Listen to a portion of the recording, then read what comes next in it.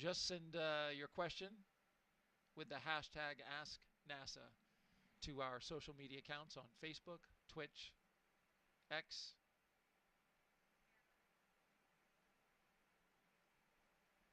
She's taken a few questions already and done a fantastic job with it.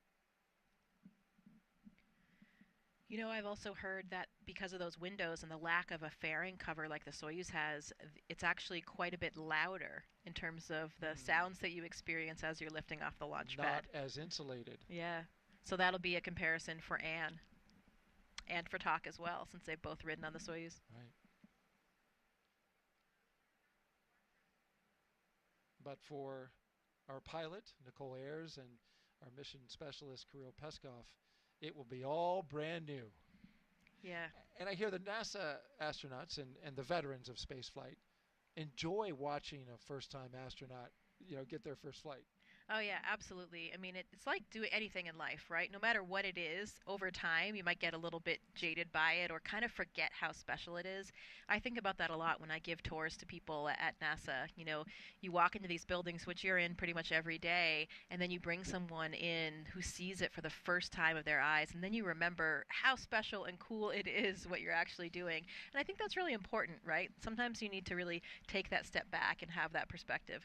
Now, certainly there's nothing mundane about going to space, whether it's the first, second, third, or fourth time. But Anne and I talked a little bit about that before this launch, about how differently it'll feel.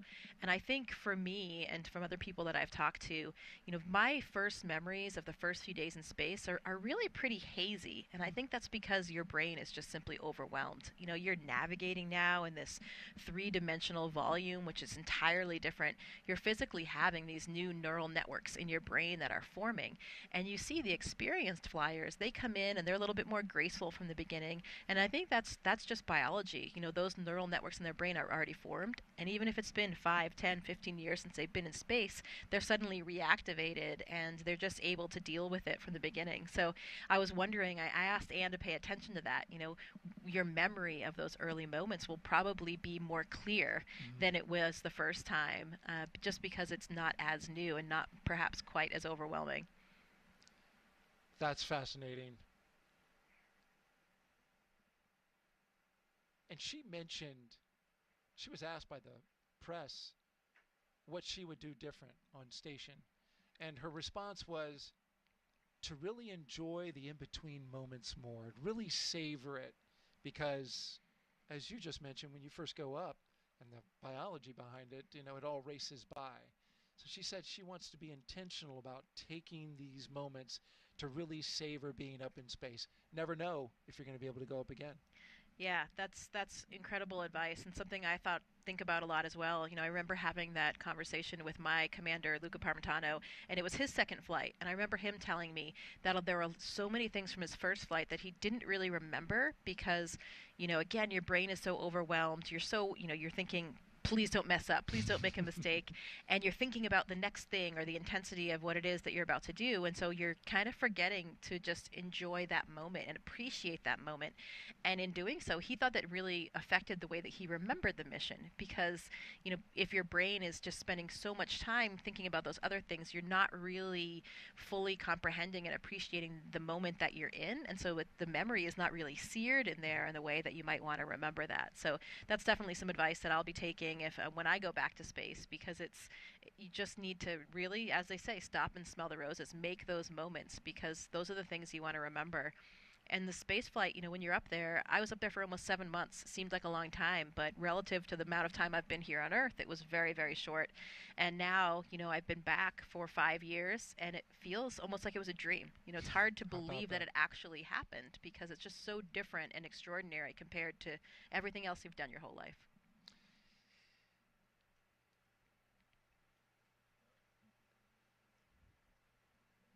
I really enjoy you talking about this, Jessica. It's fascinating to me, and I'm sure to the audience. If you are just joining us, you are watching live launch coverage of Crew 10, NASA and SpaceX's 10th operational mission to the International Space Station. We are T-minus 2 hours and 34 minutes until liftoff. The crew woke up, had their medical checks, got their breakfast in, their favorite meal, They were transported out to the launch pad after suiting up at astronaut crew quarters. They ascended the launch tower and into their spacecraft, and now you see them there live. The view on the right, the Crew 10 astronauts, cosmonaut, and the JAXA astronaut. And on the left, you see the closeout crew doing their work, getting ready to close the hatch on the Endurance spacecraft. This is a very careful process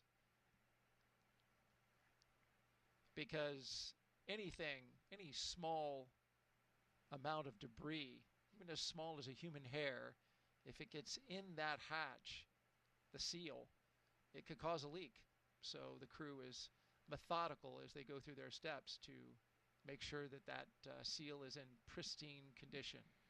Yeah, luckily we will do that pressure check one more time, and we'll do that pressure check of the capsule itself as well, so we'll know, before we lift off, we'll make sure that we verify we have that integrity. And that has actually delayed launches a little bit in the past, where, we've found something in the seal, and they've had to find it and still been able to move on and lift off as planned. We talk about what the crew's been doing. We, as astronauts, actually sleep shift before these missions, depending on what time our launch is, depending on how long the phasing will be to get to the space station, because, of course, we want to make sure that we can arrive and be pretty well rested. It makes for a really long day. The crew actually, their official wake-up time was at noon today, so they've been kind of adjusted to this sleeping in, staying up late schedule, which is perfect for people like Anne and myself. We were made for that, so banker's hours here for them. I love it. I get up early. I enjoy getting up early, but this is a perfect mission timeline for folks like yourself and Anne. I mean, it is fantastic. And we're going to have a beautiful view tonight. I am really looking forward to this because we will be launching at 7:48 and 57 seconds p.m. Eastern Time, and that is right after sunset. It will be twilight out.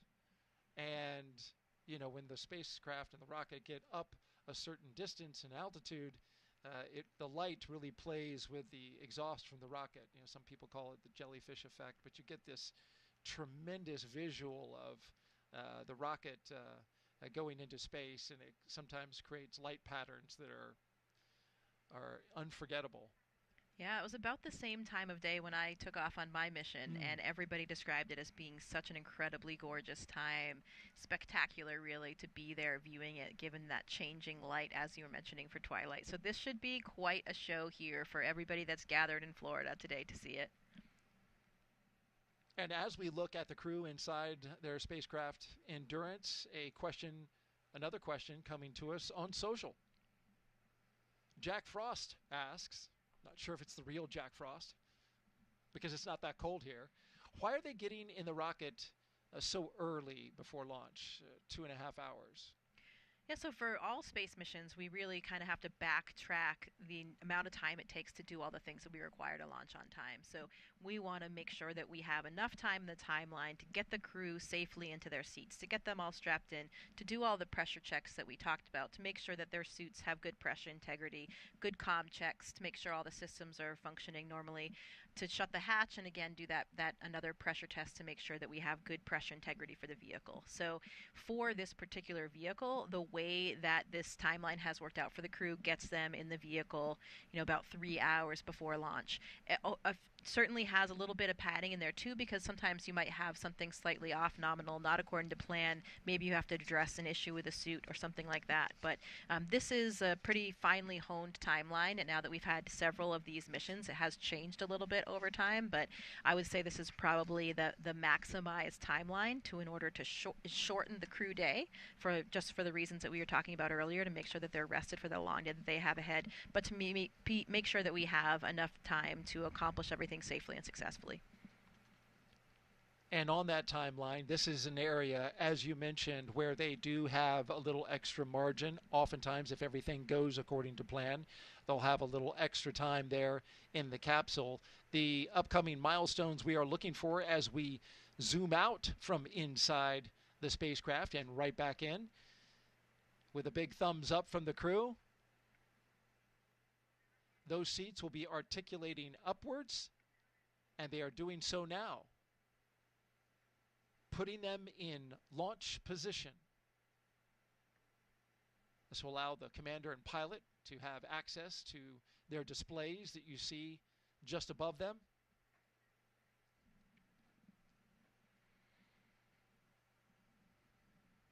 This is also helpful to the astronauts who can't spend forever on your back. It's a comfortable position, I'm sure, but there are seats are in the launch position. There are concerns that, and I know this from the Artemis missions, that you can only spend so much time on your back. So with SpaceX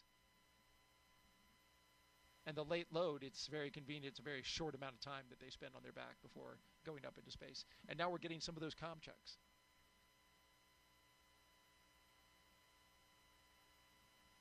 Can see those long giraffe legs with good view right there. There it is. Jessica mentioning something that we saw at the beginning of the launch broadcast. If you want to scroll back and take a look at that, they have unofficial logo on their shirts. I believe they were wearing them in a press conference. They had their flight suits on, so I couldn't see underneath, but it was the same peach color that you showed, but it was basically a graphic of 3 giraffes and 1 panda. And each one of those animals was assigned one of the crew members, and McClain got the panda.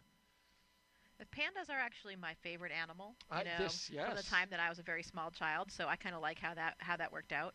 And certainly not short. I think she's 5'7". But there it is. There's the logo. The rest of her crew is exceptionally tall in the astronaut corps. So, you know, when Anne stands with them, she comes off a little bit more panda-like, I would say.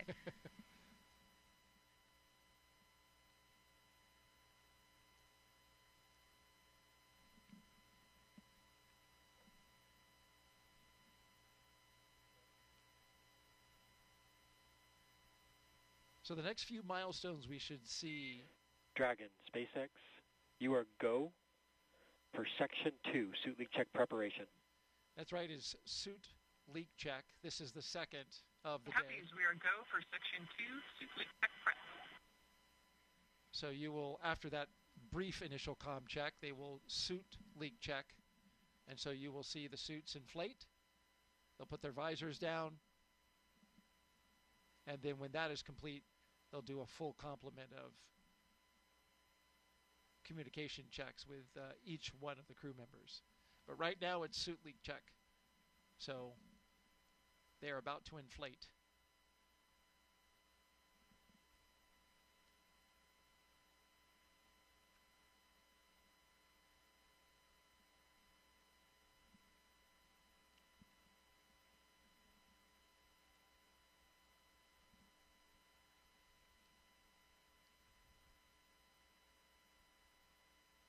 As we await this this next milestone, I want to go back to what you were talking about and the memories of being in space, and how clear are the memories of your spacewalk when you were outside the space station, dangling in essence, looking down at the planet. Did you have a moment where you were able to just take it all in, to pause?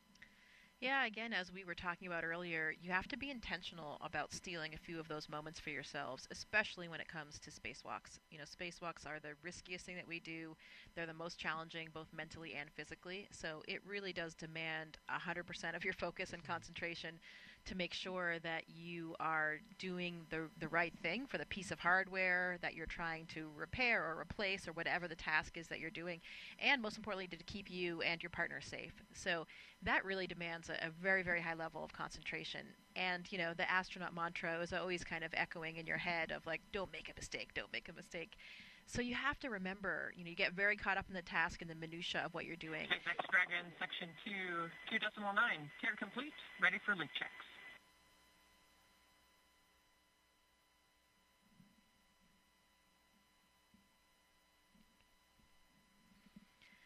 So there were a few moments that I did. I thought, okay, I need to look down. I need to appreciate SpaceX this. copies. You are go for Section 3, suit leak check. Please go for Section 3, suit leak check.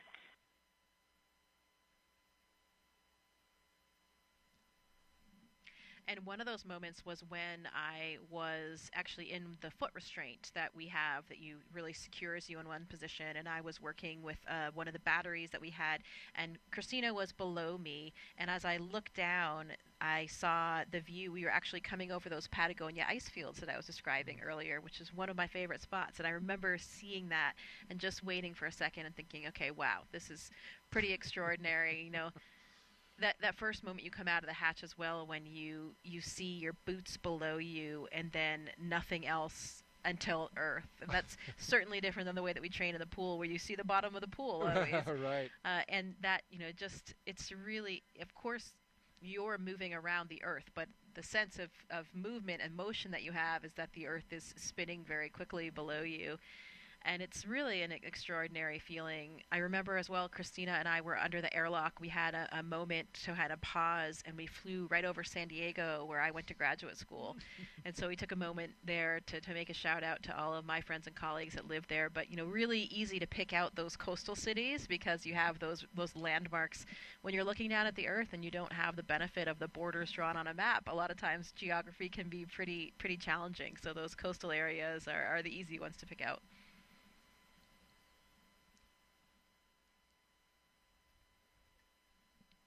Depending on what you're doing on a spacewalk, though, there can actually be pretty long opportunities that you have to appreciate the moment. And I was really jealous. I remember when I was inside flying the robotic arm, Luca Parmitano and Drew Morgan were doing a spacewalk to fix the AMS, the alpha magnetic spectrometer. And there was this one period of time where Luca was just riding the end of the Canadarm, the robotic arm on the space station built by the Canadian Space Agency, and he was just riding it for a very long time. He wasn't holding anything, he was just riding it and really looking off into the solar system and the universe. And if you know Luca, he's a talker, and he started getting quite philosophical as well and talking about what he saw and how he felt. And I was always very envious of that opportunity because I didn't have one of those natural lengths of downtime where you had really the opportunity to do that. But you never know. On my next flight, hopefully I'll have one of those as well. Well, I hope so for you as well, because it just sounds spectacular. What an honor and a privilege to be able to do that.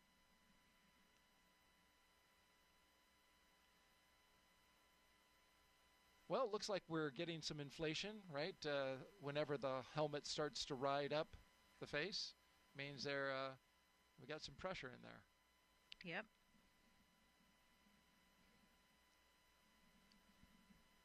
Another social question for you, Jessica. Zryan Dox asks, what happens if the astronauts felt the need to scratch? Oh my goodness. Yeah, that is Hope a they're not good listening. question. Good question, and unfortunately, often there isn't a lot that you can do. You can see right now they're already finished up with those pressure checks, so it wasn't a very long time. You saw Kirill actually reached right in and scratched his nose, so he looked like he did have something like that. SpaceX Dragon, suit leak check complete for nominal suits. SpaceX copies and concurs for good suits. Additionally, at this time, I have an update on the hydraulics issue that LD briefed during the weather briefing, if you're ready to copy.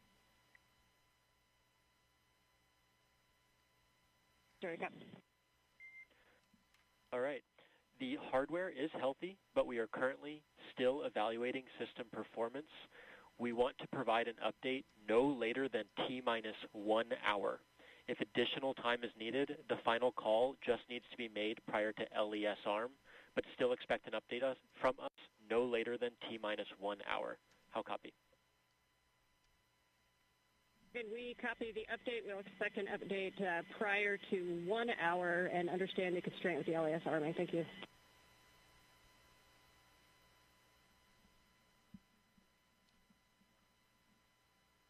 So we've mentioned this at the top of the launch broadcast and another time not long after that, that the crew, SpaceX team on the ground is evaluating an issue with hydraulics. Dragon SpaceX at this time. Closeout team will perform final closeout steps next to the capsule. Your go to proceed to Section 4, side hatch close, and report when ready to close the hatch.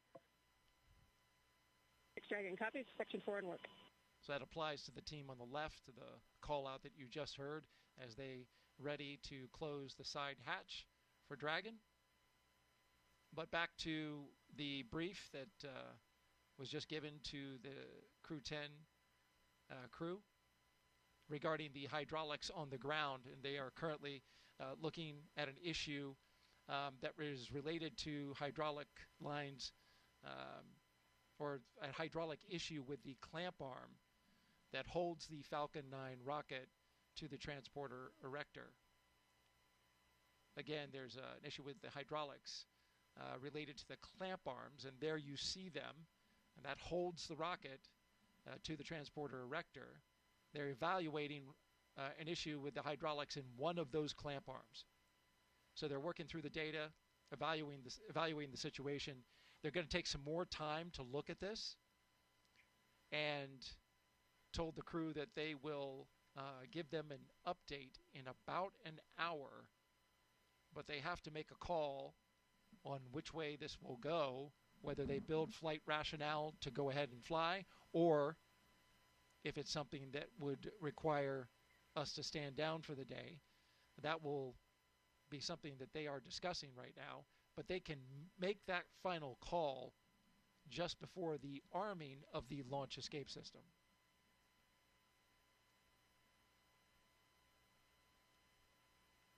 We just completed suit leak checks. Crew 10 is in their seats. Moving forward. Yeah, and to finish off that last question about what happens if you get an itch when you've got your visor closed. Yes. So different spacesuits have, different interiors. If you think about the EMU, the extravehicular mobility unit, that's the spacesuit that we use for our spacewalks on the International Space Station. There are a couple things that you can maybe use to itch a little bit if you have something on your nose or somewhere on your face. There's a Valsalva device that's actually mounted on the visor, and that helps you clear your ears when you're changing pressure. So sometimes if you have an itch, especially on your chin or nose, you can kind of wiggle your face down to clear it that way, to scratch it a little bit with that Valsalva device. You also have a little, like the nipple for a camelback water reservoir. It's kind of like that, but it's mounted on the inside of our spacesuit, and you can use that to try to get at us, to scratch that itch if you have one.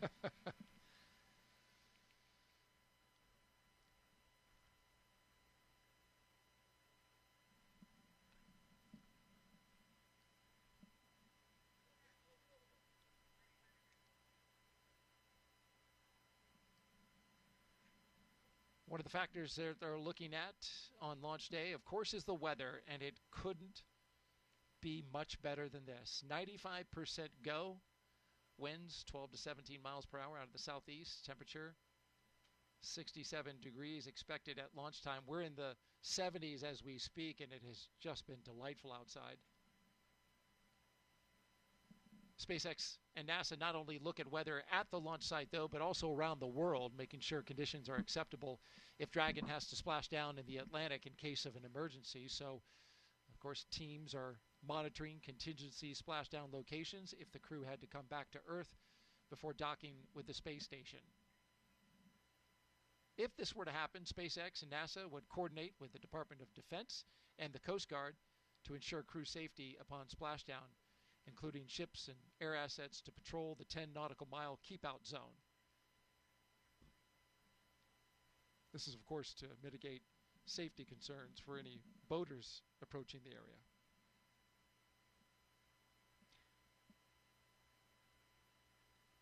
The weather brief that they got at the top of the launch broadcast was that conditions along the ascent corridor were good. They did have some winds that were teetering right on the line, but they were expecting them to go down. And how about that? What a beautiful view. A nice sailboat off in the distance, though I'm wondering if that is okay. Yeah. Now that I think about it. Looks like it might be a violation, and I know that that actually prevented a few or delayed a few shuttle launches in the past, didn't it? Right, boats that were in the area that weren't supposed to be there. It did indeed. I can tell you with a fair amount of certainty that as lovely as a day as it is to be out sailing, they are not supposed to be in that location. Now, the area is cleared by the range, so we'll wait for an update from the range to find out what the situation is there.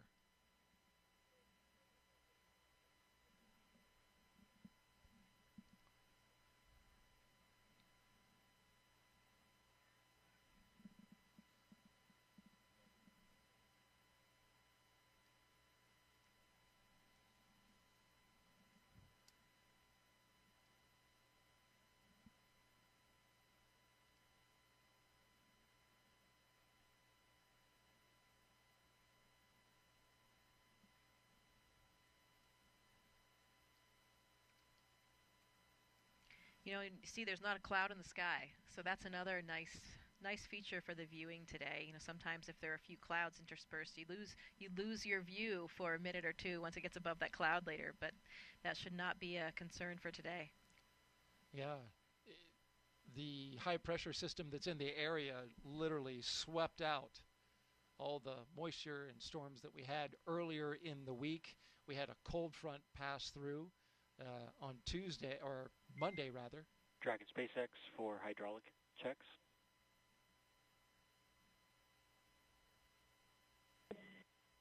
Just giving an update that they're about to start an additional set of kinematics tests on the hydraulic system, so you may feel or hear some valves clicking, but this is expected. Thanks for the heads up.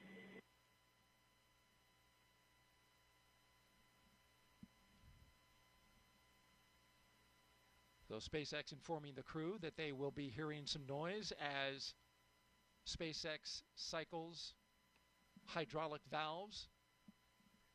This is a situation that they are evaluating in this moment. Dragon SpaceX closeout team is taking final steps in prep for side hatch closure. Stand by for transition to pad hatch closed. Ensure all items remain secure from now through launch. Copy.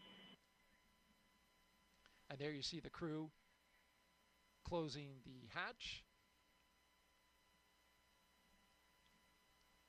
But again, back to the hydraulic issue, SpaceX cycling those valves as they work an issue with some ground equipment, the hydraulic lines, and the system that feeds the clamp arms, which holds the rocket to the pad. A note about that boat that we saw earlier, there is still plenty of time to clear the range. And so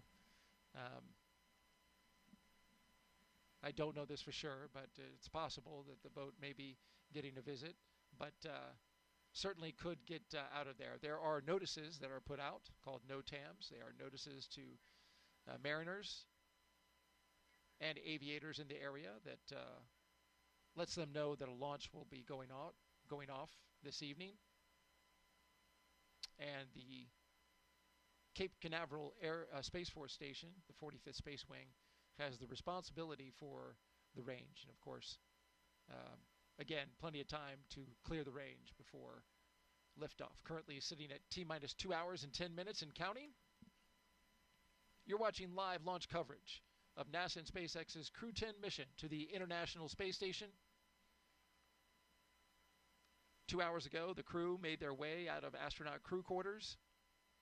After they suited up, they got into their rides, drove out to the launch pad, ascended the launch tower, walked across the crew access arm and into the Dragon Endurance capsule that you see there.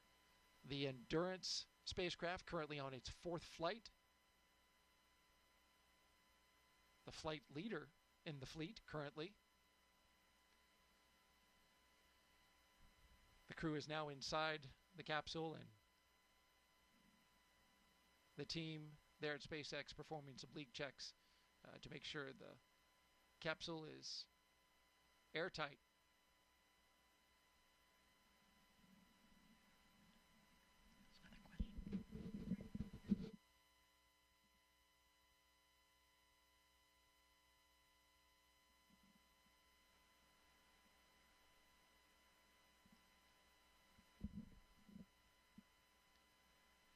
We've been taking your social media questions throughout our live launch coverage. Keep them coming. Hashtag AskNASA on Facebook, X, YouTube, and Twitch. Our next question comes from Spooky Sniper asking, Jessica, what's one challenge of spaceflight that most people don't really think about? Well, one thing that comes to mind is the challenge that we face when we come back home, because you've been operating in this really intense, novel, exciting environment for 6 months, 7 months in my case, even longer for some of the recent missions. And you're every day you're intimately intertwined with all of the systems of the space station, all the experiments, everything that's going on, and it's, your participation, all the work that you're doing is critical and crucial to the success of those experiments, to keeping the space station alive and healthy. And there's a lot of meaning in your work. You have these very busy days that are all laid out and planned by the ground teams. And then you leave the space station, and the transition is quite sudden. You come back, you have to contend with gravity again, which doesn't feel great for your body. And you think about it, you're thinking, well, wait a minute, I left, and somehow the space station's up there still doing just fine with another crew that's taking care of it, but you're personally no longer connected to it and responsible for those everyday operations. And it's quite a difference from when you come back. And I think especially for astronauts on their first missions, I've talked to quite a few astronauts Dragon about SpaceX, it. are you ready for comm checks with MD, LD, and DC? SpaceX Dragon, ready for comm check. Copy, I'll initiate the teacher's comm check. Dragon, SpaceX, comm check. SpaceX Dragon, loud and clear. Core, loud and clear. Teacher's comm check complete. Stand by for comm checks with DC, MD, and LD in the launch configuration. Dragon, DC on countdown 1, comm check. DC Dragon, loud and clear. DC, loud and clear. Stand by for comm checks with MD. Dragon, MD on countdown 1, comm check. MD Dragon, loud and clear. MD, loud and clear. Stand by for comm check over Dragon to ground. Dragon, MD on Dragon to ground, comm check. MD Dragon, loud and clear. MD, loud and clear. Stand by for comm checks with LD. Dragon, LD on countdown 1, comm check. LD Dragon, loud and clear. LD, loud and clear. Stand by for comm check over Dragon to ground. Dragon, LD on Dragon to ground, comm check. LD Dragon, also loud and clear. LD, loud and clear. Dragon, SpaceX, launch configuration comm checks complete. Dragon, SpaceX Dragon, copy.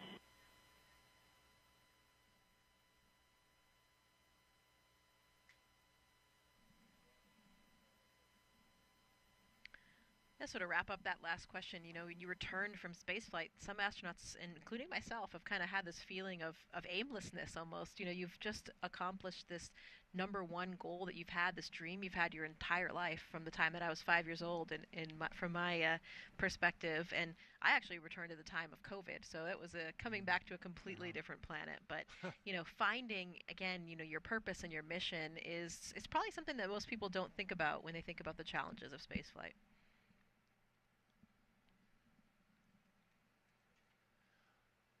All right, we are T-minus 2 hours and 5 minutes and counting until liftoff of NASA and SpaceX's Crew 10 mission to the International Space Station, an incredible orbiting lab, and, of course, their final destination for Crew 10. Let's take a closer look now at how we're getting help here on Earth from all of that revolutionary science and research being done up in low Earth orbit. The International Space Station isn't just a symbol. It's a powerhouse of cutting-edge science, constantly revealing secrets that defy Earth's limitations and drive us farther into the cosmos. Our mission is research and science. We have experiments mounted on the outside of the station that are looking at Earth. We study our own bodies and how they react to space, to weightlessness, to radiation. And that helps not only us go on further in future missions, but also helps for medical research back home. And then we study lots of different things as well, like materials, combustion, all sorts of things that help us understand life back on Earth. Yeah! Microgravity doesn't play by the rules. It flips them upside down, transforming how liquids flow, how flames burn, and unraveling biological mysteries before our eyes. I saw some heart tissues beating in space, and it was incredible. photon, we see that top one beating. Looks like happy heart cells. But we're not just along for the ride. We're explorers, diving headfirst into the challenge and harnessing the power of this unparalleled platform, just as we have been for decades. We're on a relentless quest for answers, seeking to understand the intricate workings of the human body in space and ensuring future crews stay safe on their daring journeys beyond Earth's orbit. The human aspect of human space exploration is always going to be very important for decades to come. And when it comes to technology, we're not waiting around. We're discovering new ways to grow crops in harsh environments and engineering innovations to tackle Earth's greatest challenges. We have amazing technology that allows us to recycle water and create water for us to drink. It's delicious. Microgravity isn't just a curiosity, it's a game changer in the fight against diseases back on Earth, paving the way for breakthroughs that benefit us all and enabling new economic opportunities in space. Welcome, Axiom 3, on board the International Space Station. From our vantage point more than 200 miles above Earth, we are not just spectators. We're gaining unprecedented insights into the world we call home, and we're sharing our findings openly. We're not just achieving results today. We're sparking inspiration in future generations of explorers and embracing the power of global collaboration as we reach for the stars. What was your favorite experiment on the International Space Station? Toby, great question. My favorite experiment was the one that I got to eat. It was us growing hatch chili peppers in our plant habitat. Station Huntsville on 2, we have video in Node 1. Look at those chili peppers.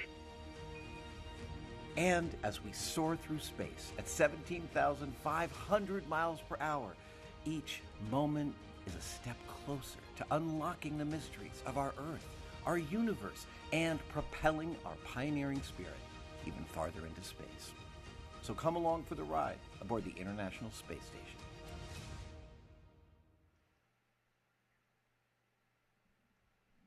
Seeing all that footage from up at the ISS, I'm sure brings back a lot of fond memories. Absolutely, especially as a scientist for me. I get very excited about our role as astronauts in conducting these scientific experiments. It's so rewarding to know that you're really helping science progress, and you're the person up there as the operator and or subject to help gather all this valuable data for the teams. I know that for this mission we have a lot of different scientific experiments, just a few that we could mention. There are a few that will be actually performed in Dragon, so in that phase of flight before getting to space station, and a few others on the space station.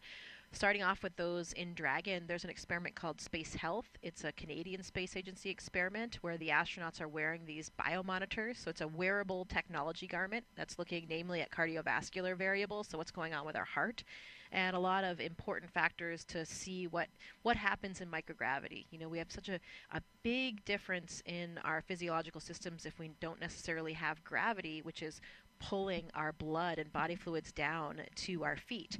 That leads us to the second one, an experiment called Thigh Cuff.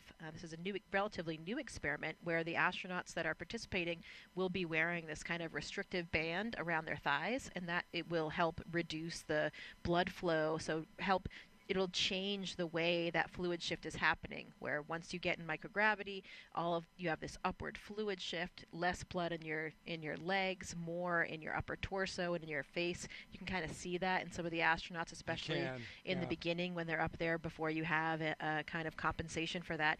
And these fluid shifts may be part of the reason why we're having problems with our eyes. Many astronauts are coming back with some deficits to their vision and even some anatomical changes to the back of the eye. It's a syndrome called SANS, Spaceflight Associated Neuroocular Syndrome. So this thigh cuff experiment will provide a lot of data to see if this could be used as a countermeasure to help counteract some of those effects.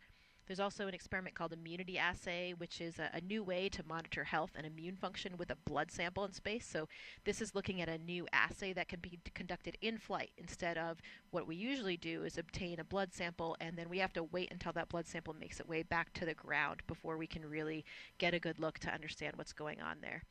once they're on ISS, some of the astronauts will be participating in the CIPHER study, and this is a very comprehensive physiological suite. It's a multidisciplinary study looking at physiological and psychological factors, and it's 14 different studies all wrapped into one big blanket. And it's really looking at comparing and contrasting long-duration missions in the future, missions of different durations, and getting a really comprehensive understanding of all of those different physiological systems, again, with some of the applications to SANS like we were talking about. Another experiment called Drain Brain 2.0. This one's looking at blood flow between the heart and the brain, uses a special neck collar to understand what's going on with those dynamics with blood flow between the heart and the brain in microgravity.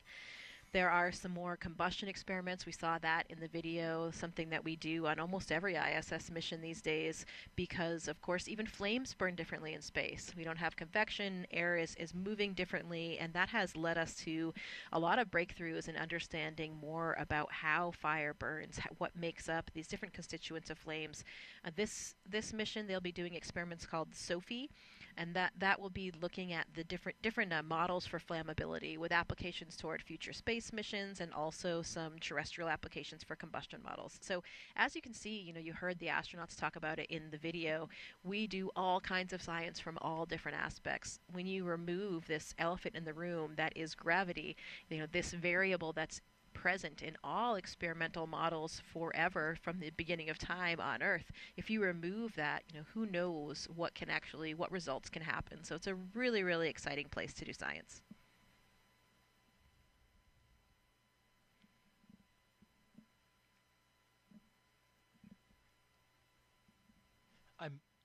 I'm most fascinated by the human aspect, especially what you talked about with how fluid flows inside of the body. Did you notice anything with your vision when you came back? Well, good question. Yeah, I actually did have a pretty extreme case of SANS, and so it was something that when I was on orbit, I did a lot of extra exams and images. So we actually have an OCT machine on board the International Space Station. So this is a machine that we can use to look at the back of our eye, to look at the retina, the choroid, and understand really the anatomy of the eyeball and the surrounding structures. So I actually did have a pretty extreme shift. My only real symptom, and the only thing that has lasted until now, is that I have perfect vision. I actually wore contacts or glasses before I went to space, and for me, so one of the hallmarks of SANS is that you can have a flattening of the back of the eyeball, so this changes the refraction, and for me, my prescription was just this magic amount that was completely counteracted by this change that I had in my eyeball. So now I have 20/15 vision. How about that? And that's persisted for 5 years. Yeah, I usually refer to it as the most expensive corrective surgery. Thank you to the taxpayers.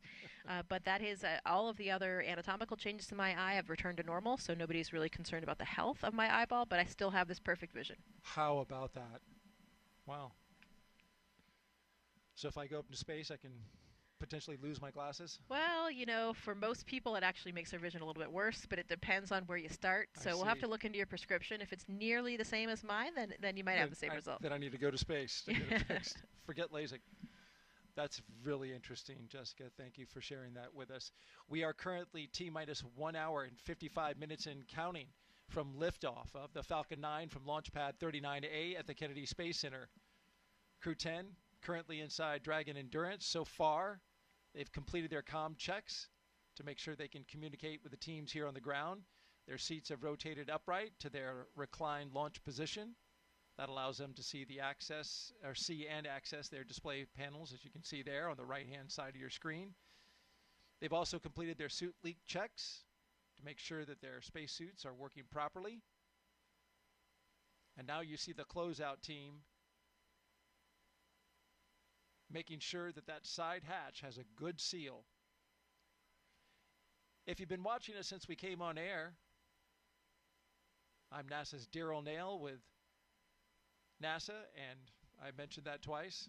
NASA astronaut Jessica Meir is here as well, providing outstanding audio commentary.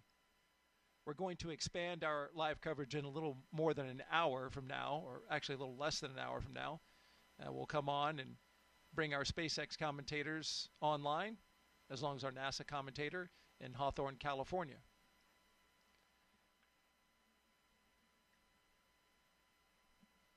Here's another look at the crew going into space today. The Crew 10 commander is NASA astronaut Anne McClain. She's a West Point graduate and U.S. Army colonel who has spent 204 days in space and completed 2 spacewalks.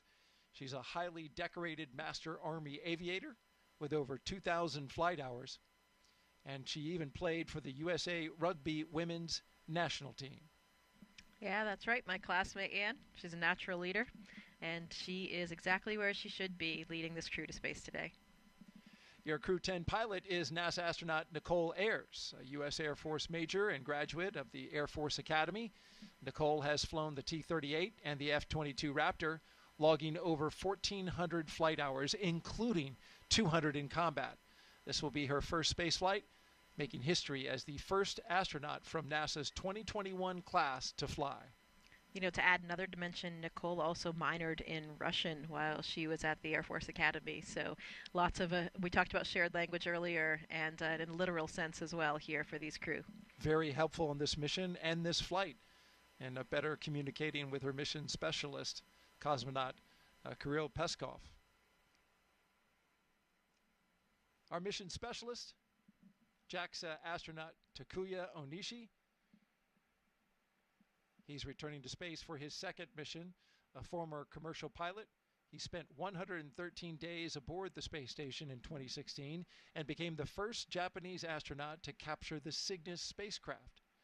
When he's not training, he enjoys flying, hiking, movies, and playing the sax. And when they reach the space station, Anne will hand over her commander duties to Tak. Tak will actually become the commander of the space station, and he'll be the third JAXA astronaut to serve in that role after Koichi Wakata and Aki Hoshide. Taking advantage of his experience as a flight controller on the ground that he did right after his first space flight. The second mission specialist is Roscosmos cosmonaut Kirill Peskov, a former airline co-pilot. This will be his first trip to the International Space Station. Trained in skydiving, zero gravity, scuba diving, and wilderness survival, he's ready for the challenges of space.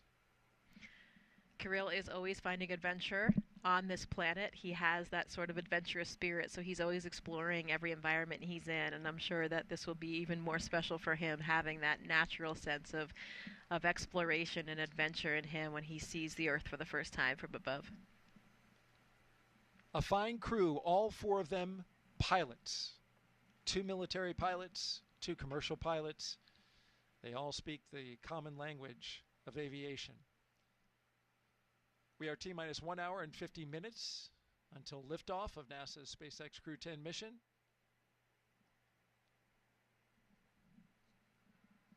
We have 3 astronauts and 1 cosmonaut inside of Dragon Endurance atop a Falcon 9 rocket from Launch Pad 39A at the Kennedy Space Center in Florida, and they are headed to the International Space Station to help maintain the orbiting lab.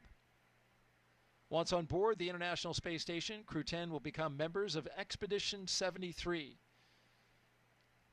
As Jessica wonderfully explained, they will conduct research to understand material flammability, contributing to future spacecraft design, and study how spaceflight affects human physiology and psychology, an important aspect as well.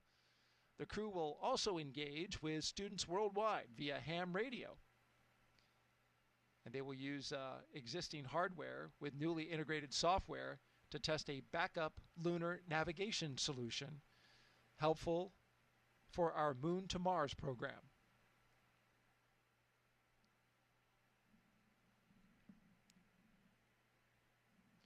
Yeah, just want to clarify, they will become part of Expedition 73. 72 is currently on the station, and there you see some of our crew members from Crew 9. Yeah, that's right. The expeditions actually change over with the Soyuz launches. So the next Soyuz launch will actually, Johnny Kim's launch on April 8th with Sergei Ryzhikov and Alexei Zubritsky, that will mark the beginning of Expedition 73. Right.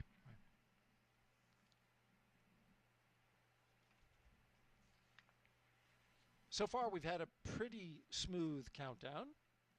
Everything going well with the astronauts. As you can see, they are inside the spacecraft Endurance. The spacecraft is in good shape. The launch vehicle, the Falcon 9 rocket, also in good shape. The crew, they're ready to go. Flight controllers in Houston are also ready. The only issue that they're currently working is regarding a hydraulic system that feeds one of the clamp arms on the transporter erector.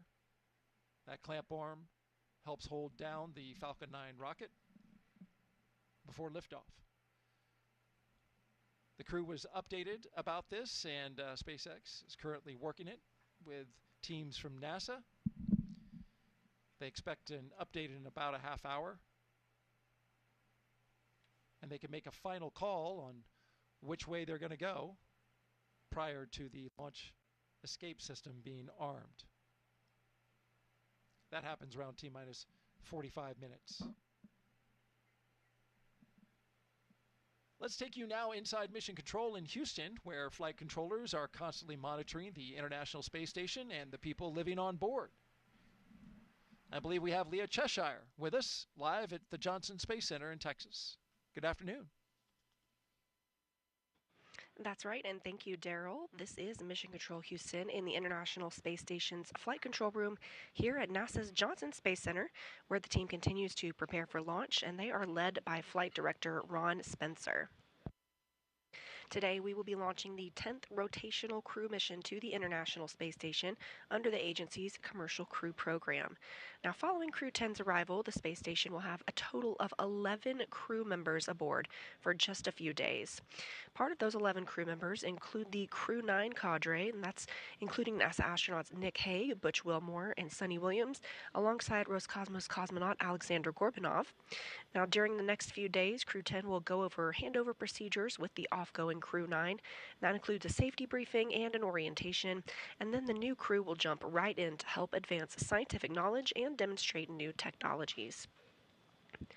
After a few days of handover activities, the members of Crew 9 will prepare for their undocking and return to Earth. Those direct handovers between the crews allow for continuity of the activities and help to ensure a continuous U.S. presence on the International Space Station, which, if you can believe it, we're now at 24 years and counting. Ahead of Crew 9's return, NASA astronaut Suni Williams already turned over command of the space station to Roscosmos cosmonaut Alexei Ovchinin. In just a few weeks, NASA astronaut Johnny Kim and Roscosmos cosmonauts Sergei Rizikov and Alexei Zubritsky will join the on-orbit crew. Shortly after the departure of the Soyuz MS-26 with NASA astronaut Don Pettit, he'll be coming home, and that'll mark the commencement of Expedition 73, led by the new commander, JAXA astronaut Takuya Onishi, who is launching today. We are now at 1 hour and 45 minutes until liftoff, so I'm going to send it back to you at Kennedy, Daryl, and Jessica.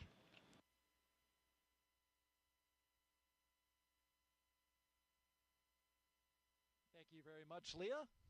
Appreciate the update there from Mission Control in Houston, Texas.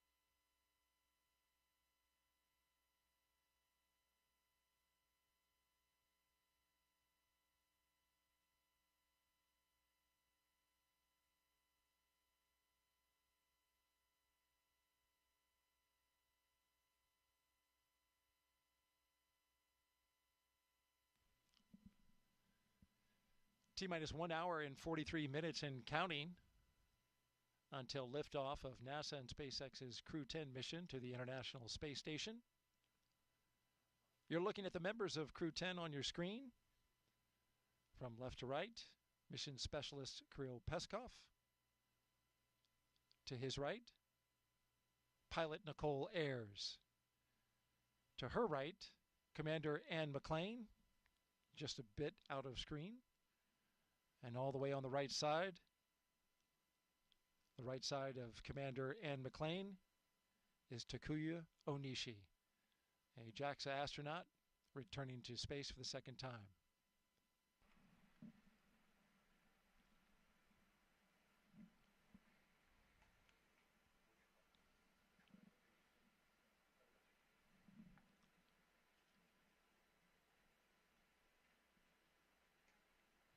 As Crew 10 prepares to launch, they are allowed to have a few personal items with them for their roughly 4-month stay in space. A few of the things they're taking up. We asked McClain. She said that her and her crew were able to pack some personal gear to meet them on the ISS. It's going to go up on SpaceX 32 in April.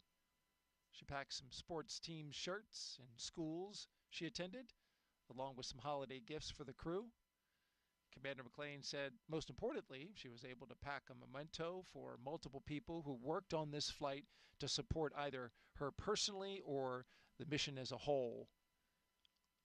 And of course, she's going to bring those items back and return them to their owners after flight. And they include things like pins, necklaces, and rings. For Takuya, he's taken a lot of pictures of his family, friends, and colleagues up with him. Also some school banners, which is pretty common with the astronaut corps to take up various school and university paraphernalia. I think I remember your brown university team has sweatshirt. Departed the crew arm. SpaceX Dragon, copy.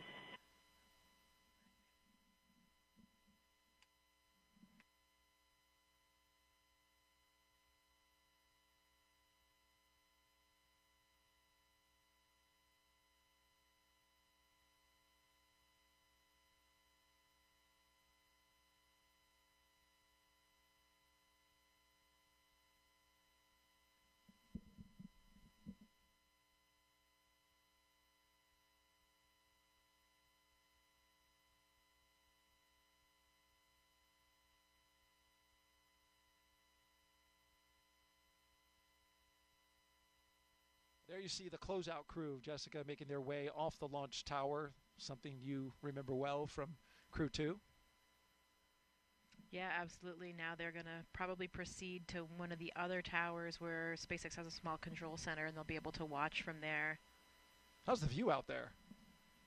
It's pretty phenomenal. Yeah, I mean, I don't think there's really any bad view, especially when you're watching a rocket take off around here. I think that is one of the closer viewing areas, though, I so would think maybe so. a little bit closer than Yeah. some of the other viewing sites.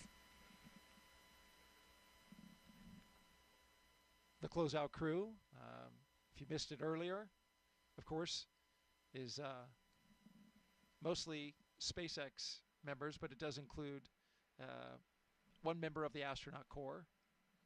In this case, it's Chris Birch, a NASA astronaut who is helping out.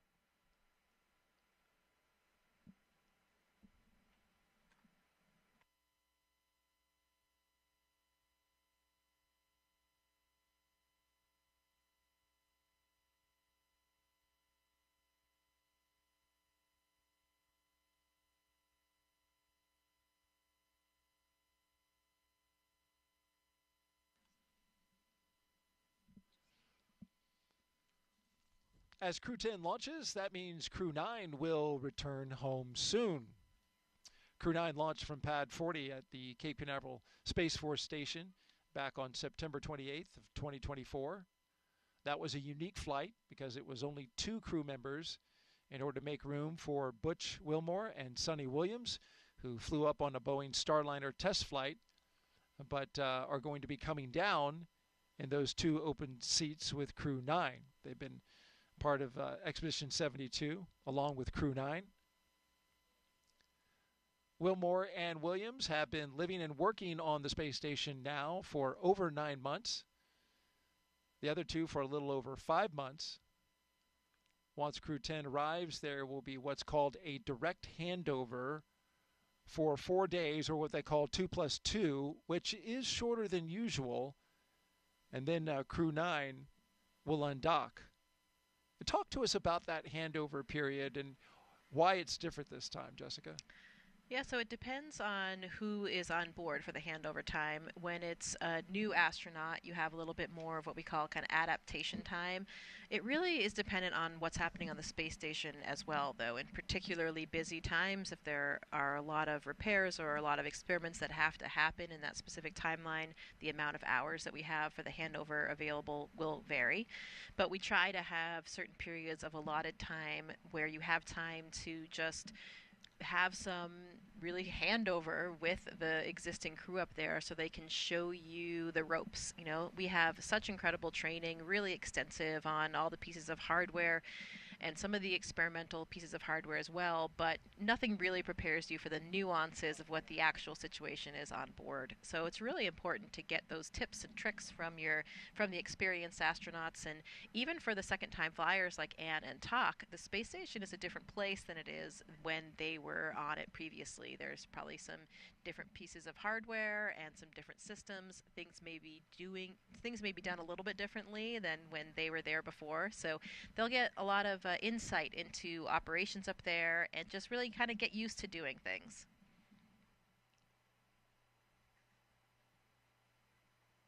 And that 2+2 is 2 travel days and 2 days of direct handover? Yeah, it's 2 days of real handover where the two crews are really overlapping and have that dedicated time to hand over activities, and then the other two is 1 arrival day and 1 departure day. So that's what makes up that 2+2. And these handover times can be really variable. We strive to have enough handover so that we, can instill enough confidence in that new crew before the previous experienced crew departs. But, we are so tied in with the ground teams now, and we also have been operating up there for so many years.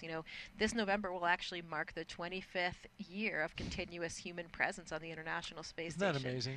So it is truly an incredible feat, but because of that, we've done things a lot of times now. We have pretty well potted procedures. So sometimes that handover, it can be replaced by our interactions with the ground team as well. We strive to maintain as much of it as we can, but sometimes coming and goings of different activities and different spacecraft dictate differences in that plan.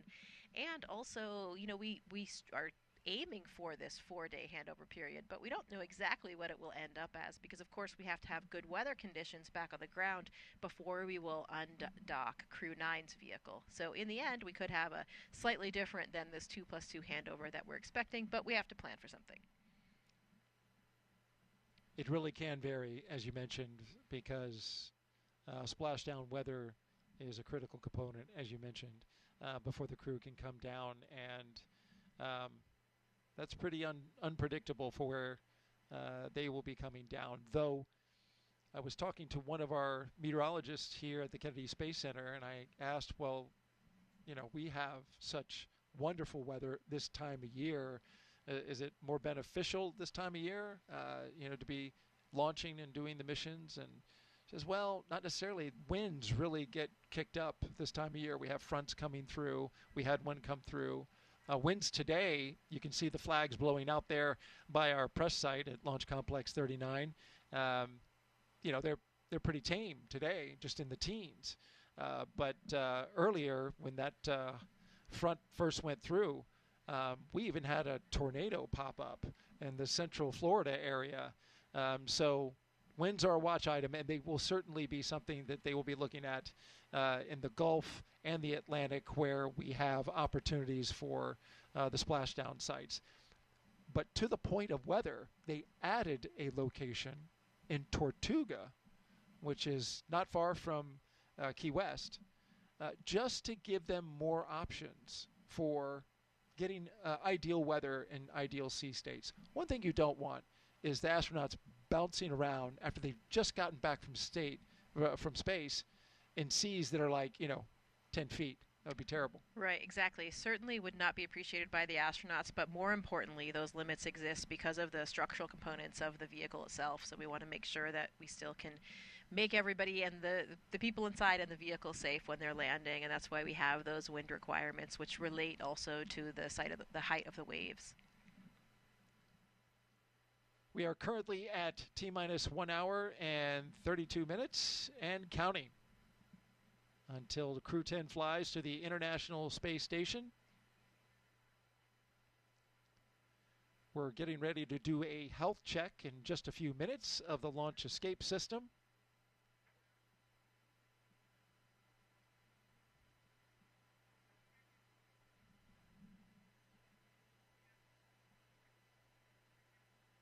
Of course, the launch escape system, a critical component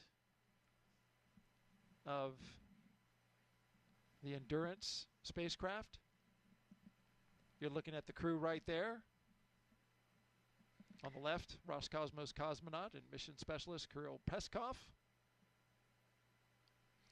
Yeah, that launch escape system will be armed 2 minutes before they start loading the propellant, and of course that's for good reason, because we're sitting now on top of this incredibly combustive material, and that will stay armed. The escape system will stay armed through orbital insertion, and either the ground or the crew can send that command.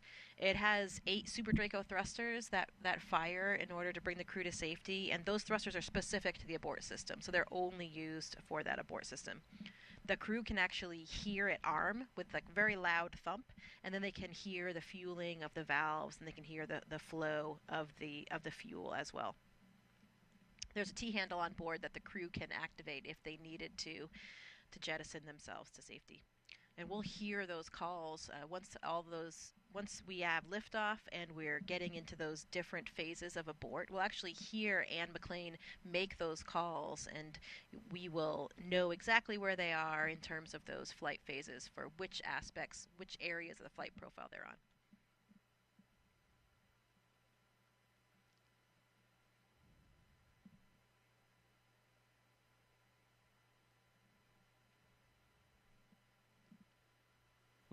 We will hear that health check coming over the loops here in just about a minute, a little less than a minute.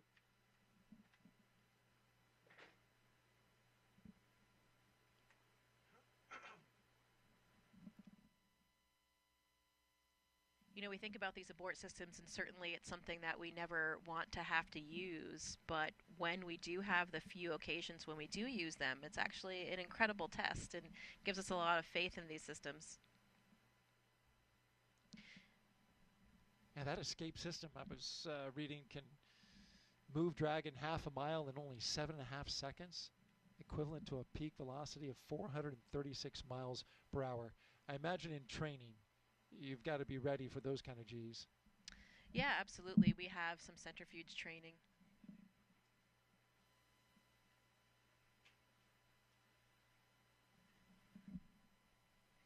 Yeah, we have centrifuge training in order to familiarize ourselves with that G profile. So, for example, for me as a Soyuz flyer, we went up to about 8 Gs, and that is to prepare for any off-nominal entry. Normally an entry, like for my entry, I experienced only about 4.1 Gs during the landing profile. And you're also, in the Soyuz, you're also practicing if you had to control that descent and the trajectory of that descent. You know, we talk about these abort systems, and it really reminds me of Nick Hague's and Alexei Ovchinin's abort in 2018, and that was on the Soyuz, of course. And again, it was, of course, a pretty scary moment for all of us, but in the end, a wonderful testament to these systems. This is why they exist. And in that case, there was a problem with the rocket, and it happened at about 30 miles up. They went up to about 50 miles, and after the escape system had fired, they experienced around 6.5 to 7 Gs, and then they came back safely to the Earth. So pretty interesting test of that. Again, not something we ever want to use, but certainly something that's a very vital component to all of these launch systems. I remember that well. Was some anxious moments there, and your fellow classmate from your astronaut class, Nick Hague, was right. So I'm sure you got the full story on that. Yeah, I remember it very well as well. We were in Russia. I was training for my flight. I was there with Christina Cook as well, and we were viewing it from a small control room that we have at the Gagarin Cosmonaut Training Center. So we were paying attention to that whole launch sequence, and we started getting some indications that things were a little outside of the ordinary. And I'll never forget that moment when Nick was back. I mean, he was back with us at the cottages in which we live in Star City in a very short amount of time. And I remember coming back from class and jumping off my bicycle, and both Christina and I ran over to him and just gave him the biggest hug. And it just seemed so strange to see him back there when we knew that he was supposed to be leaving the planet for quite some time, and that was just the day prior.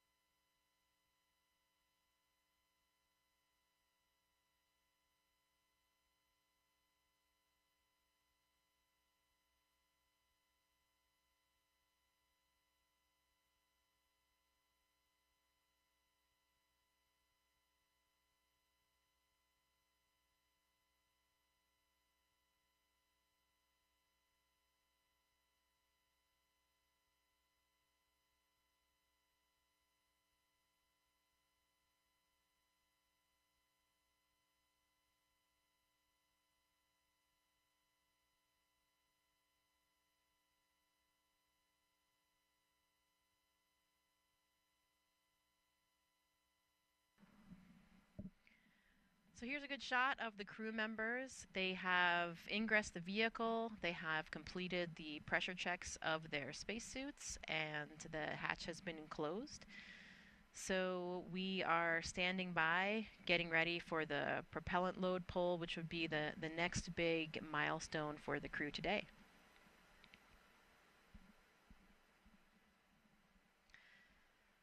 Dragon SpaceX for post-ingress briefing.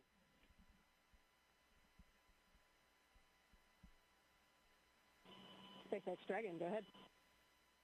Just wanted to give you a quick update. We are still discussing the hydraulic system performance. They did finish those kinematics tests and they look nominal, but we are still in discussions and evaluating the system for flight readiness. But otherwise, F9 and Dragon are tracking no other issues for flight. SpaceX Dragon, crew copies all. Thank you.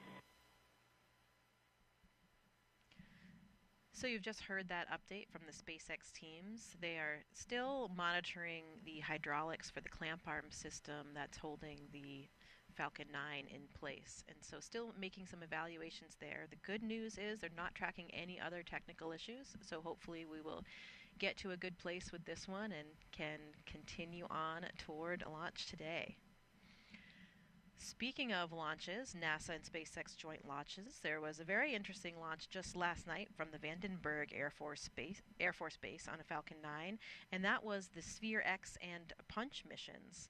The Sphere X is a spectrophotometer that is really looking at the history of the universe, and it is using near-infrared spectrometry as a near-infrared space observatory that's going to be what's providing comprehensive all-sky survey of the near-infrared spectra of 450 million galaxies. So really cool stuff here. That it's basically a telescope that's taking images of our skies in the infrared and providing a map of the universe, and it will allow us to interpret a sort of history of our skies, as one of the scientists described, like time travel, so that we will see what happened even 1 second after the Big Bang and start having a better understanding of the origins of the universe. Another system that was on board the same rocket was the Punch experiment. That's 4 small satellites that are looking at the solar corona. So that's the outer atmosphere of the sun, and will give us a lot more insight into what is happening in that layer of atmosphere on the sun. So some really incredible scientific instruments that NASA and SpaceX launched together just last night.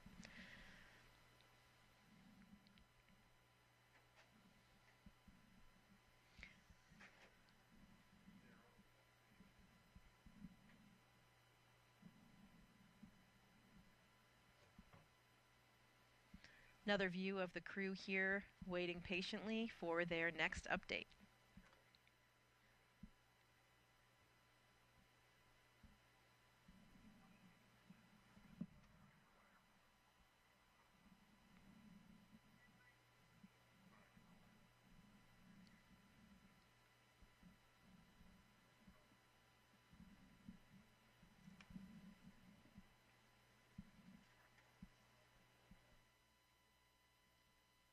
Jessica, the Dragon spacecraft Endurance will take Crew 10 to space today, and as we've been talking about, it's the 4th flight for the capsule.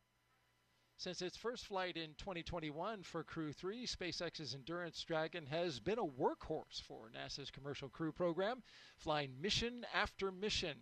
It has safely carried astronauts to the International Space Station. With Crew 7, Endurance proved its reliability yet again, marking its 3rd journey to orbit. In all, Endurance has flown 10 astronauts and 2 cosmonauts to and from the International Space Station, and it's supported crews from NASA, ESA, JAXA, and Roscosmos.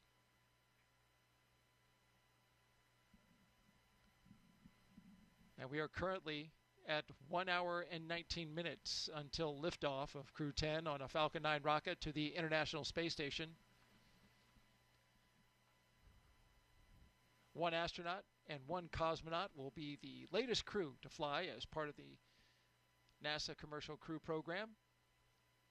The program uses private companies to transport people to and from the orbiting lab from U.S. soil. We've had a good countdown so far. Weather is almost perfect, 95% go. We do have an issue that SpaceX is looking at on the ground side. It has to do with the hydraulic system for the clamp arms, one of the clamp arms. Clamp arms hold the Falcon 9 rocket to the transporter erector. They have been giving the crew inside Endurance updates as they've been going along. And they're going to give them another update here soon. We know that they also let the crew know that they would be testing that hydraulic system. No danger to the crew at all in order to test that system. So they went ahead and cycled those valves. They're gathering data and continuing to work that. They have up until the launch escape system arm, which is T-minus 45 minutes to make a call.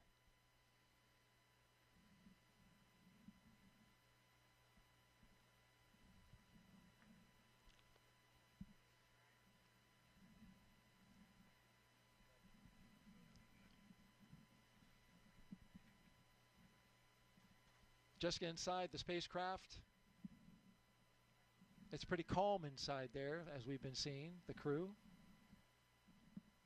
But what are you feeling in a moment like this? You know, I think it's probably different for everybody. You know, maybe as the commander and the pilot are probably kind of rehearsing the big things that they're going to be monitoring on those displays. I know that for me, in the left seat of the Soyuz, there was, you know, quite a choreography and procedures that we're following every step of the way. And so I was paying very close attention to everything that was happening on my screen.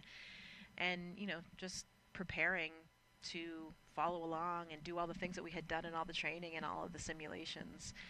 And we are thinking about everything that's going to happen, you know, thinking about what happened earlier today, saying goodbye to our family members. And most likely, though, I would say really just concentrating on the job at hand and the task at hand. You are really intimately connected with everything that's going on board that vehicle through all of these intense simulations that we've done. And so you are waiting for that next big moment and ready to do what you've been trained to do.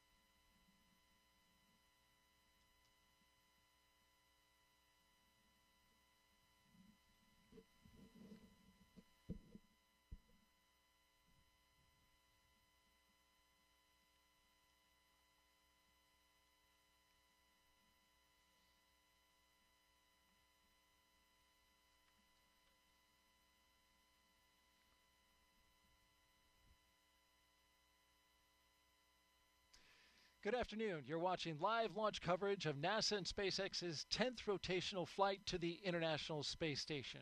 I'm NASA's Daryl Nail, and with us is NASA astronaut Jessica Meir. It's so good to have you. You've been with us for the past 3 hours doing commentary.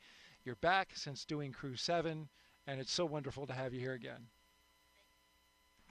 Thank you, Daryl. It is so wonderful to be back here, you know, with a classmate of mine on board, my friends and colleagues from various space agencies. It just feels incredible to be playing a role in some way in sending them off on their mission. Let's talk a little bit about your missions from the past. In 2019, Jessica Meir and Christina Cook made history with the first all-women spacewalk, the 221st for Space Station Assembly. 2 years later, Jessica served as the astronaut support person for Crew 2, helping the team all the way to the launch tower. There she is, number 38. More recently, she was over at Launch Pad 39B, where she rehearsed with the Artemis II crew, once again in the role of astronaut support person. But this time, that crew was practicing for their mission around the moon. Looks like you were having a good time, though. Absolutely. You know, it's one of the best things about our job is serving in all these different capacities with our buddies along the way and knowing that we're playing a role in helping them prepare for their missions and also just broadening our own skill sets for whatever we might do in the future. One of the best parts I think about being an astronaut, we're just doing different things all the time. A lot of times the roles that we fulfill are very active. You know, we're doing jet training, we're learning how to use and practicing with the spacesuits, we're taking a Russian class, we're learning about onboard systems, we're testing out something for an entirely new vehicle for the Artemis missions. So always fun and exciting. And we've got some beautiful views that we've been looking at of the Launch Pad 39A out there for where our rocket's going to be taking off just after sunset at 7:48 p.m. Eastern Time.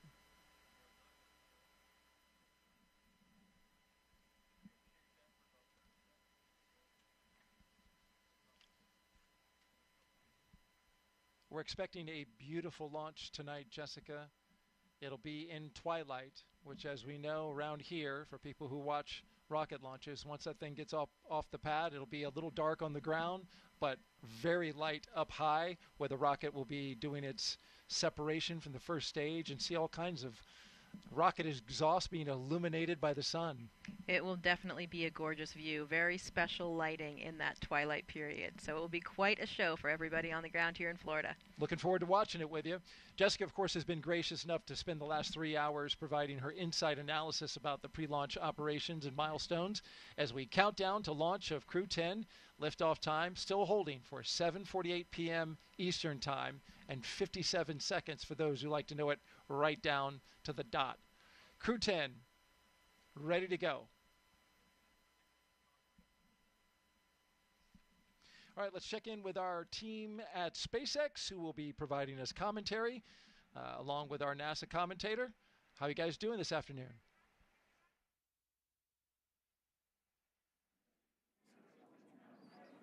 Hey, Daryl. I'm Jesse Anderson, a Senior Production and Engineering Manager here at SpaceX. And I'm Anna Schneider with NASA Communications. We're excited to be joining you from Mission Control here in Hawthorne as we count down to liftoff of Crew 10 just over an hour from now. Of course, Crew 10 is our 10th operational mission with SpaceX, flying astronauts for long-duration missions to the International Space Station. Crew 10 will have 2 first-time flyers on board, as well as a veteran NASA astronaut and veteran Japan Aerospace Exploration Agency, or JAXA astronaut. And the multinational crew also represents 3 different space agencies, with NASA, JAXA, and Roscosmos all represented on board. Today's crew will fly aboard the Dragon spacecraft named Endurance, which previously flew the Crew 3, Crew 5, and Crew 7 missions.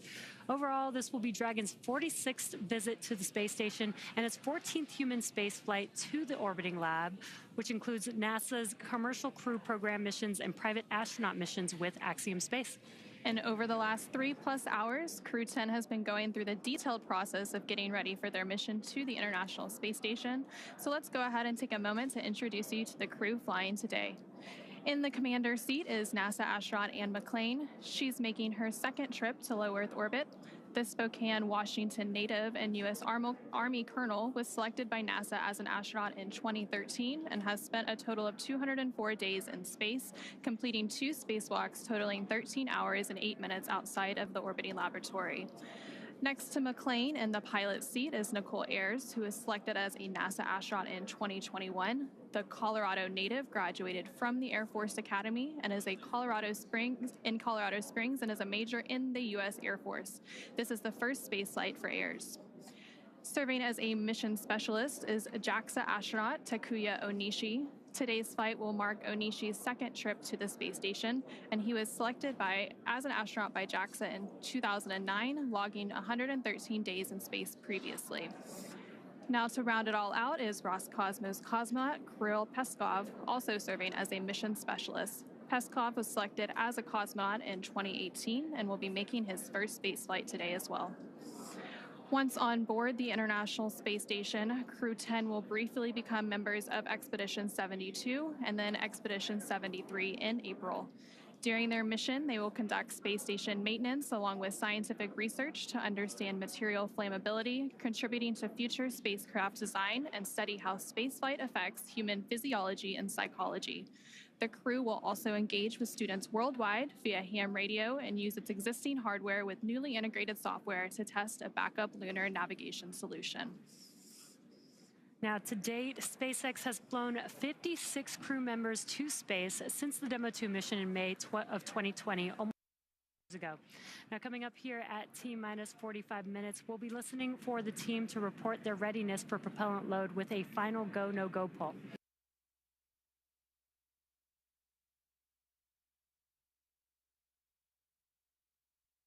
It continues to be a smooth countdown so far, and we're looking good for an on-time liftoff at 7:48 p.m. Eastern Time from Launch Complex 39A in Florida. But throughout the entire mission, that's from liftoff to Crew 10's arrival at the space station, all the way through splashdown when the astronauts return back home. And on console or headset in mission control, which you can see there on your screen, there are 6 key positions. The mission director is in charge in the room and tasked with making real-time decisions to ensure mission success. Now, the person that you may hear talking to the astronauts is the Crew Operations and Resources Engineer, which you'll hear us refer to as the core throughout the broadcast. And the 4 additional team members are focused on vehicle systems, including avionics, navigation and control, software, propulsion, life support, and communication with ground support teams. Now, apart from mission control, our Falcon 9 team is currently located in the Launch and Landing Control Center at Hangar X. And with with just over an hour until launch, they are settling in for final checkouts, propellant loading, and launch. And NASA has its very own team members as well at NASA's Mission Control Center in Houston, Texas, who have been preparing the International Space Station for Dragon's arrival. After launch today, Dragon is scheduled to dock to the International Space Station early tomorrow morning on March 13th. And the teams in Mission Control Houston recently gave their go for launch, confirming the space station is ready to receive Dragon and the new crew. Following liftoff, today's flight to the space station will take around 11 hours, with Dragon flying autonomously the entire way. Now, docking again is targeted for 3 a.m. Pacific, 6 a.m. Eastern tomorrow, March 13th. And just like autopilot on a commercial aircraft, the crew always has the ability to take manual control of the spacecraft if needed. And before all of that happens, as the booster returns to the launch site and slows down from supersonic speeds, people in the immediate area may hear a brief double clap of a thunder-like sound known as a sonic boom. Similar sonic booms like this were heard during the return and landing of the space shuttle, and sonic booms like these are one of the hallmarks of reusable systems like Falcon. Here's what some of these booster returns have looked and sounded like on previous missions. I know a lot of people will be excited when they hear the sonic boom. And these are going to provide quite a show because you're going to hear those sonic booms.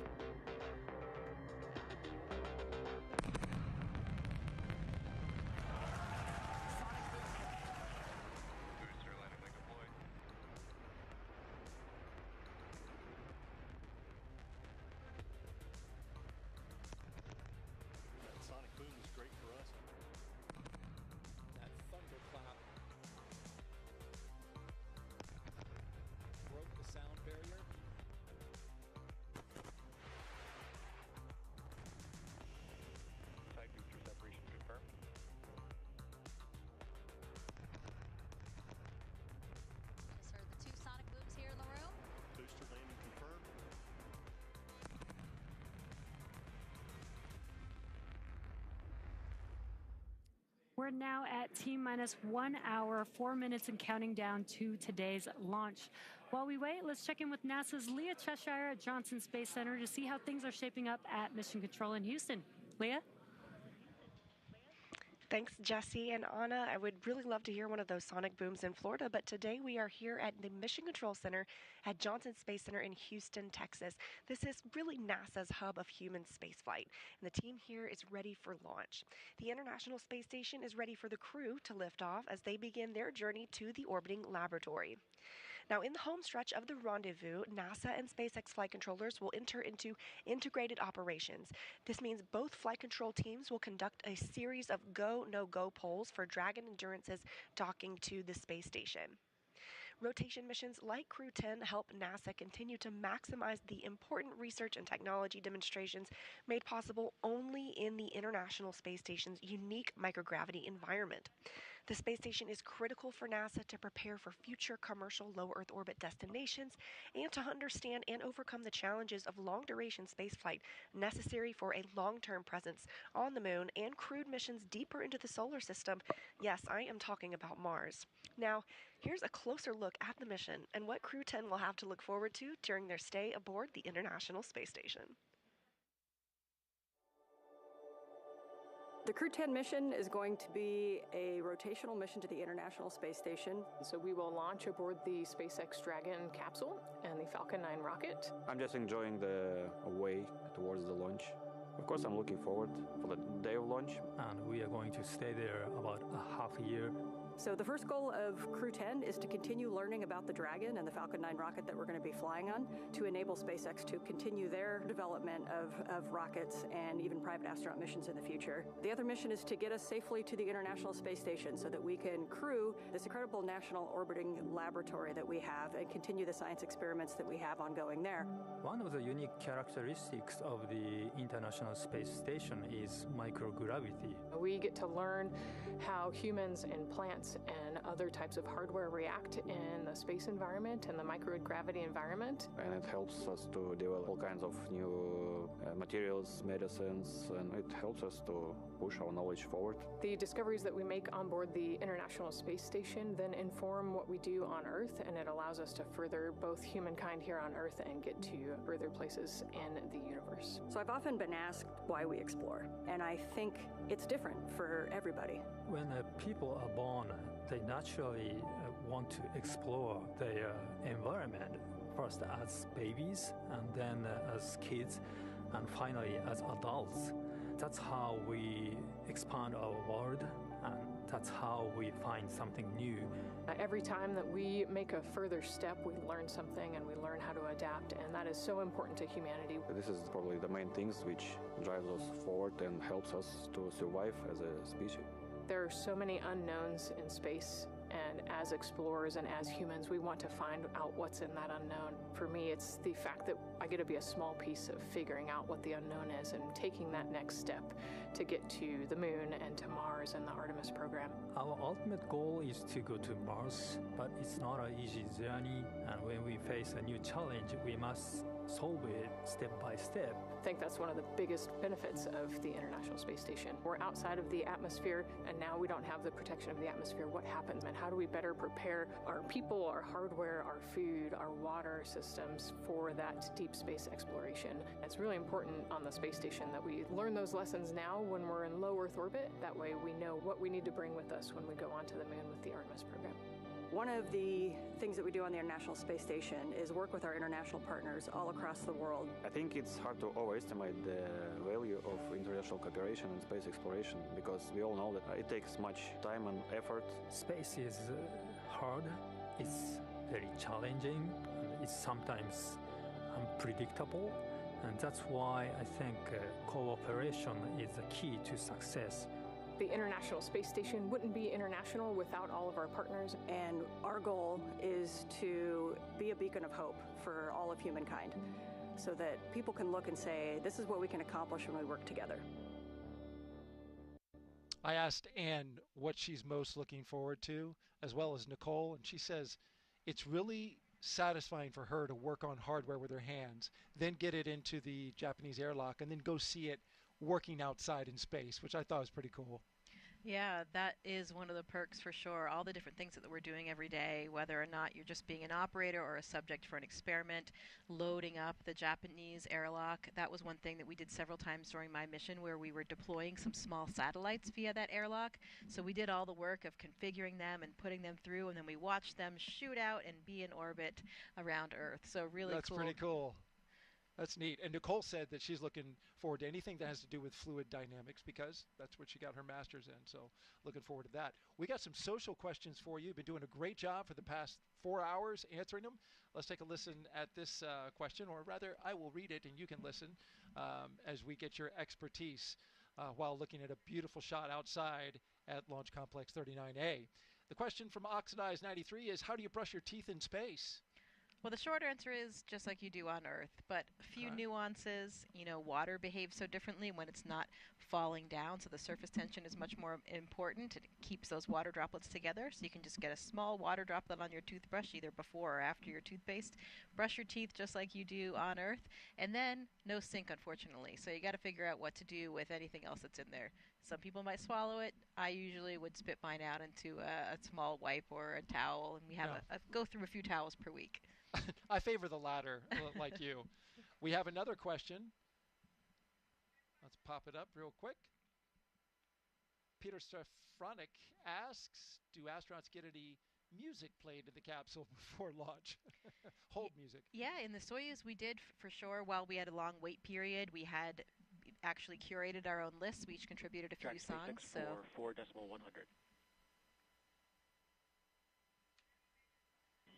SpaceX Dragon, go ahead. We are continuing to track the hydraulics issue and will provide an update as we get closer to LES arm. However, at this time, you are go for Section 5. When ready, report go for launch. SpaceX Dragon, copy 4.100, Section 5 in work. All right, you heard SpaceX update the crew there that they are still working on the hydraulic issue for the clamp arm, building their flight rationale. They'll have an update for them. We'll find out how they're going to proceed forward. But in the meantime, they're moving with the next milestone, getting ready to arm the launch escape system. Let's get out now to Megan Cruz, who is with a special guest at a nearby launch viewing location. Megan? Hey, Daryl and Jessica. Yeah, you might be able to hear the crowd, but I promise you there is a big crowd here just off camera over here. And they're here on the 5th floor of a nearby building that really gives an incredible view of the launch pad just to the left of me. But yeah, let's introduce you to somebody that we have with us today. You know, there are people across Florida as well as Texas, California, all working the launch. And one of those folks is Mike Ravenscroft. He's with NASA's Commercial Crew program, and he just stepped off console a few minutes ago to be able to chat with us. It's really great to have you here, Mike. Hello, Megan. I'm glad to be here. Thanks. Appreciate everything. Crew is go for launch. All right, Mike, I know. Copy. Crew is go. Mike, it says crew is go for launch. You know, why don't you talk to us about the issue with the clamp arms that we've been tracking? I think we just heard the decision about that issue with the clamp arms. Yeah, so the team's been really hard at it. The SpaceX and NASA team's working hard on a ground hydraulics issue on the vehicle release system. So they've been actively working this. I think we just heard them talk to the crew and give them a heads up of the issue, and they're still actively working that. This is a concern basically of just how the vehicle is held in place and during release when the vehicle is at liftoff. So teams are actively working that, and hopefully we get resolution soon and can continue on with countdown. And Mike, you know, we just said that you stepped off console. What does that mean to be on console? And yeah, what is your team listening for, especially particularly with this issue that is currently being worked? Yeah, so the team's looking for any issues with respect of how the performance is. They compare it to previous history. Was there anything abnormal from when we had static fire to today? And so they're off actively looking at that data, and between SpaceX and NASA teams discussing if we have a path forward and if we can continue and get resolution. Okay. Well, Mike, why don't we let you get back on console? We know that, again, we are actively working an issue with your teammates there, so we really appreciate you being here. Thank you so much. Thanks, Megan. All right, guys, let us get another update with our SpaceX counterparts and our NASA counterparts over at Hawthorne.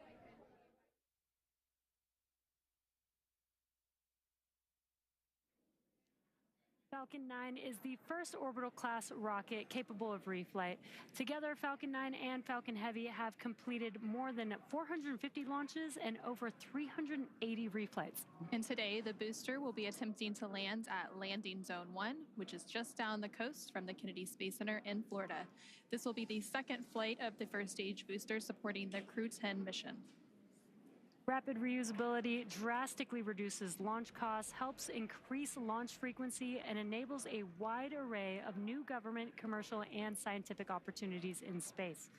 Lowering the cost of access to space is helping take humanity's steps into the solar system, whether in low Earth orbit, interplanetary, or even deep space. When costs are lower, government and commercial customers can launch more missions, which helps accelerate development. This also helps commercial satellite and private research customers afford to launch more projects to space, which helps stimulate innovation here on Earth. All of this to say, reusability is the key innovation that is making space more accessible for the industry as a whole. And just like the first stage of Falcon 9, Dragon is also reusable. The reusable Dragon spacecraft has flown people to the International Space Station 13 times. And as we mentioned earlier, today's crew will fly aboard the same Dragon that previously flew the Crew 3, Crew 5, and Crew 7 missions. For more than a decade, Falcon 9 has supported 45 missions to the International Space Station with our Dragon spacecraft, starting with our first cargo resupply mission, then returning human spaceflight capabilities to the U.S., and even helping launch 2 additional cargo missions with Northrop Grumman's Cygnus. All of these missions have enabled science and research to be conducted in low Earth orbit at the International Space Station. The space station also plays a key role in enabling a robust economy in low Earth orbit. In addition to supporting private astronaut missions, the station is open for commercial and marketing activities proposed by industry and is supporting commercial companies conducting research as well as in-space manufacturing initiatives and aiding the development of technologies for commercial space stations. As part of these initiatives, SpaceX has supported the next generation of commercial space exploration with the launch of 3 private astronaut missions to the station in partnership with Axiom Space, with a 4th mission slated for this spring. But SpaceX's drive to unlock space does not end there. In 2021, SpaceX launched Inspiration 4 on a 3-day journey around Earth, and there you could see some of the footage from that mission on your screen.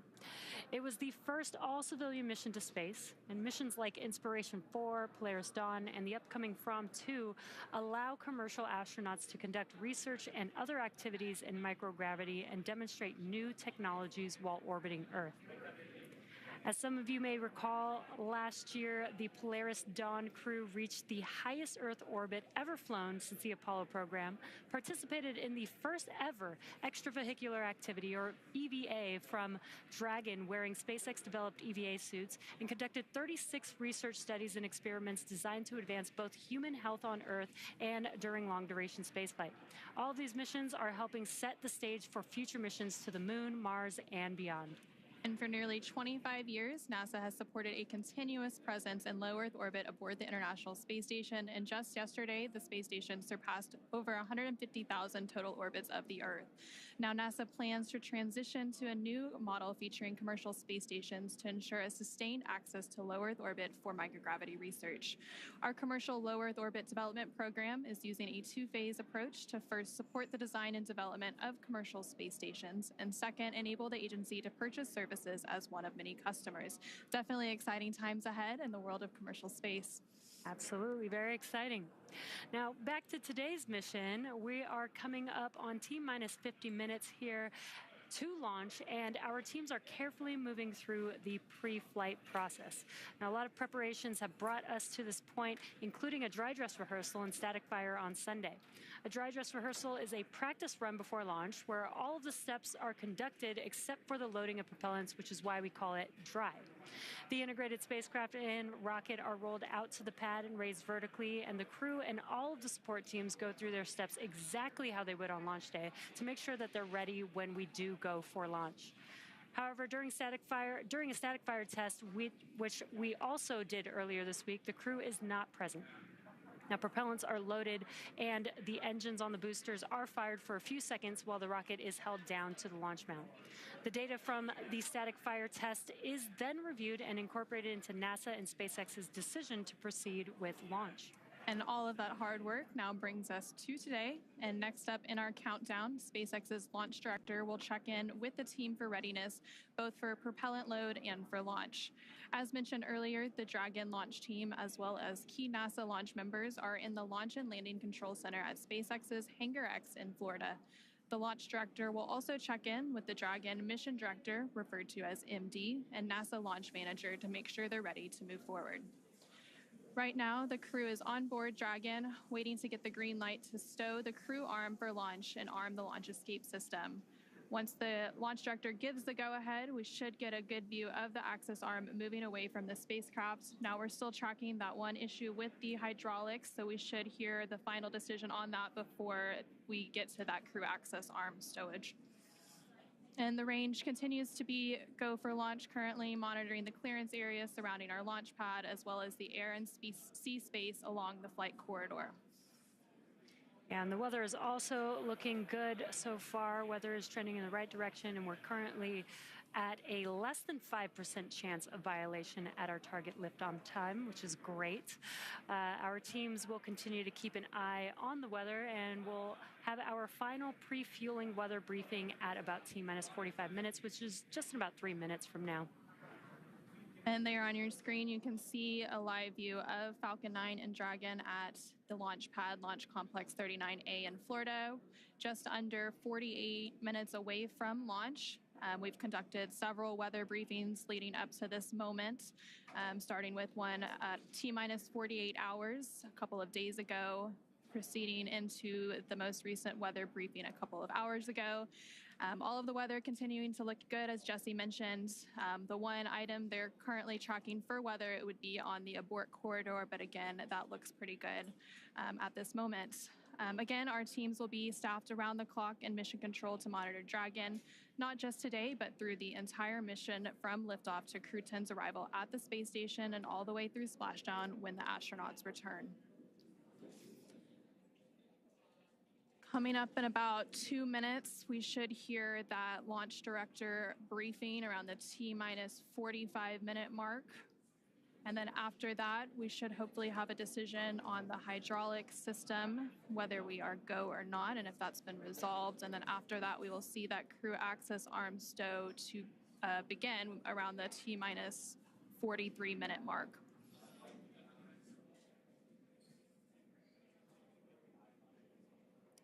And as you mentioned, Anna, all the rest of the systems are looking really good for T0. We are just working this one issue as a ground side issue, but the vehicle is healthy, the crew is healthy.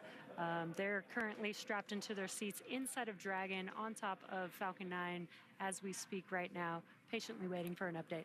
Yep. And once Crew 10 does get to the International Space Station, they will, of course, have a brief handover period with Crew 9. And then after that handover, once weather looks good for a splashdown, Crew 9 will return home shortly, bringing the end to their mission. So it's a busy time as we complete these crew rotation transitions at the International Space Station. Now at just under T-minus 46 minutes, so we should be coming up on that launch director briefing here shortly. Continuing to see a live look at the launch pad 39A at Kennedy Space Center in Florida. You can see the clear skies all around. Dragon, LD on countdown 1.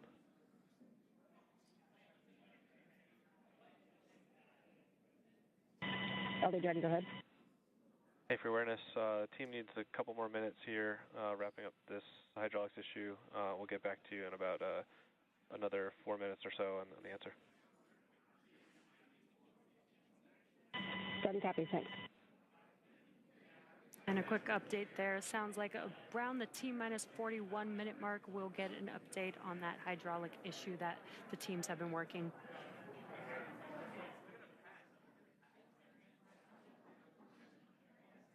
These views are great. Like Daryl said, we might have a nice twilight launch over there in Florida. So if anybody is in Florida and able to go outside during T0 for liftoff, you might get a really cool view of the launch tonight.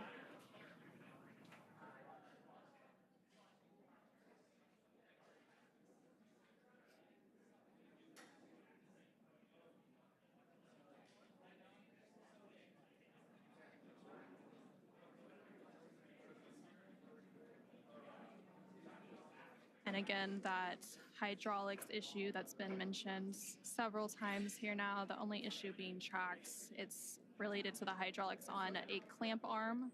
And those clamp arms are located on the transporter erector around the second stage of Falcon 9. Dragon, SpaceX, LD on countdown 1. At this time, we are standing down from today to further address hydraulic release data. And launch control is going to pause the clock.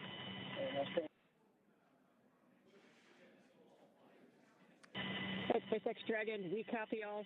Spaceflight is tough. Humans are tougher. We'll be ready when the equipment is. Yeah, sorry about the unfortunate result today, but we'll get you back up here in the air soon.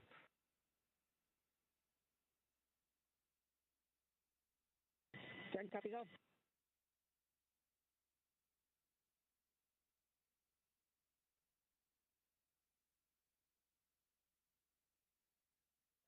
Dragon SpaceX, you are go to start 5.100 launch scrub.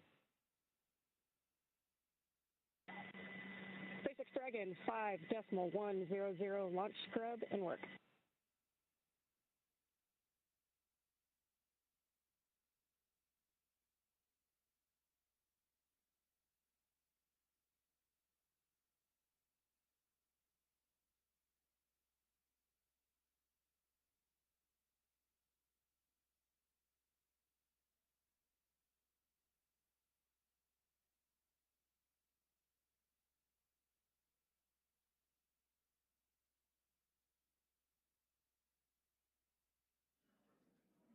And we did just get that update. Unfortunately, we are scrubbing for today's launch, unfortunately, due to the hydraulic ground issue that the teams have been working. This will allow the teams to continue to troubleshoot and hopefully fix this issue for the next attempt that we'll have for Crew 10.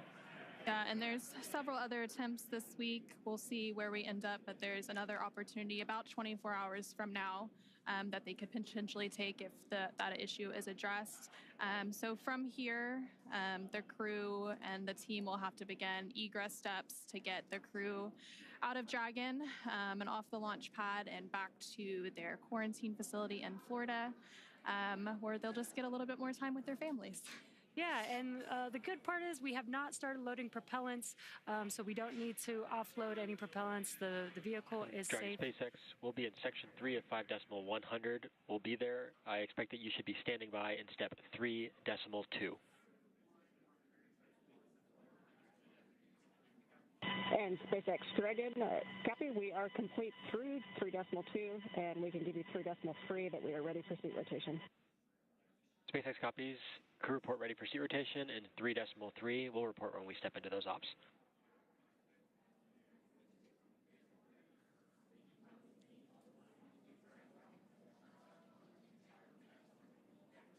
And just some comms between the core and Crew 10. They are preparing for egress. You are going to hear some procedures being called out as they work through that egress procedure. And like we were saying, the crew is safe, the vehicle is safe. It was a ground side issue that they've been working, that the teams have been working. And so what we'll see coming up is the seats will rotate. We did have the closeout team already leave the pad. They're going to come back and help the crew egress the Dragon vehicle. And there on your screen, you can see a live look at the crew in Dragon Endurance, working through those steps. Leading up to the scrub today, they did go through lots of activities, obviously making it all the way through crew ingress, which happened around 4:58 p.m. Eastern earlier today. They then completed all of the suit leak checks, closed the... And for crew awareness, proceeding into scrub site safing, expect some venting from the vehicle ACS system. Dragon copies.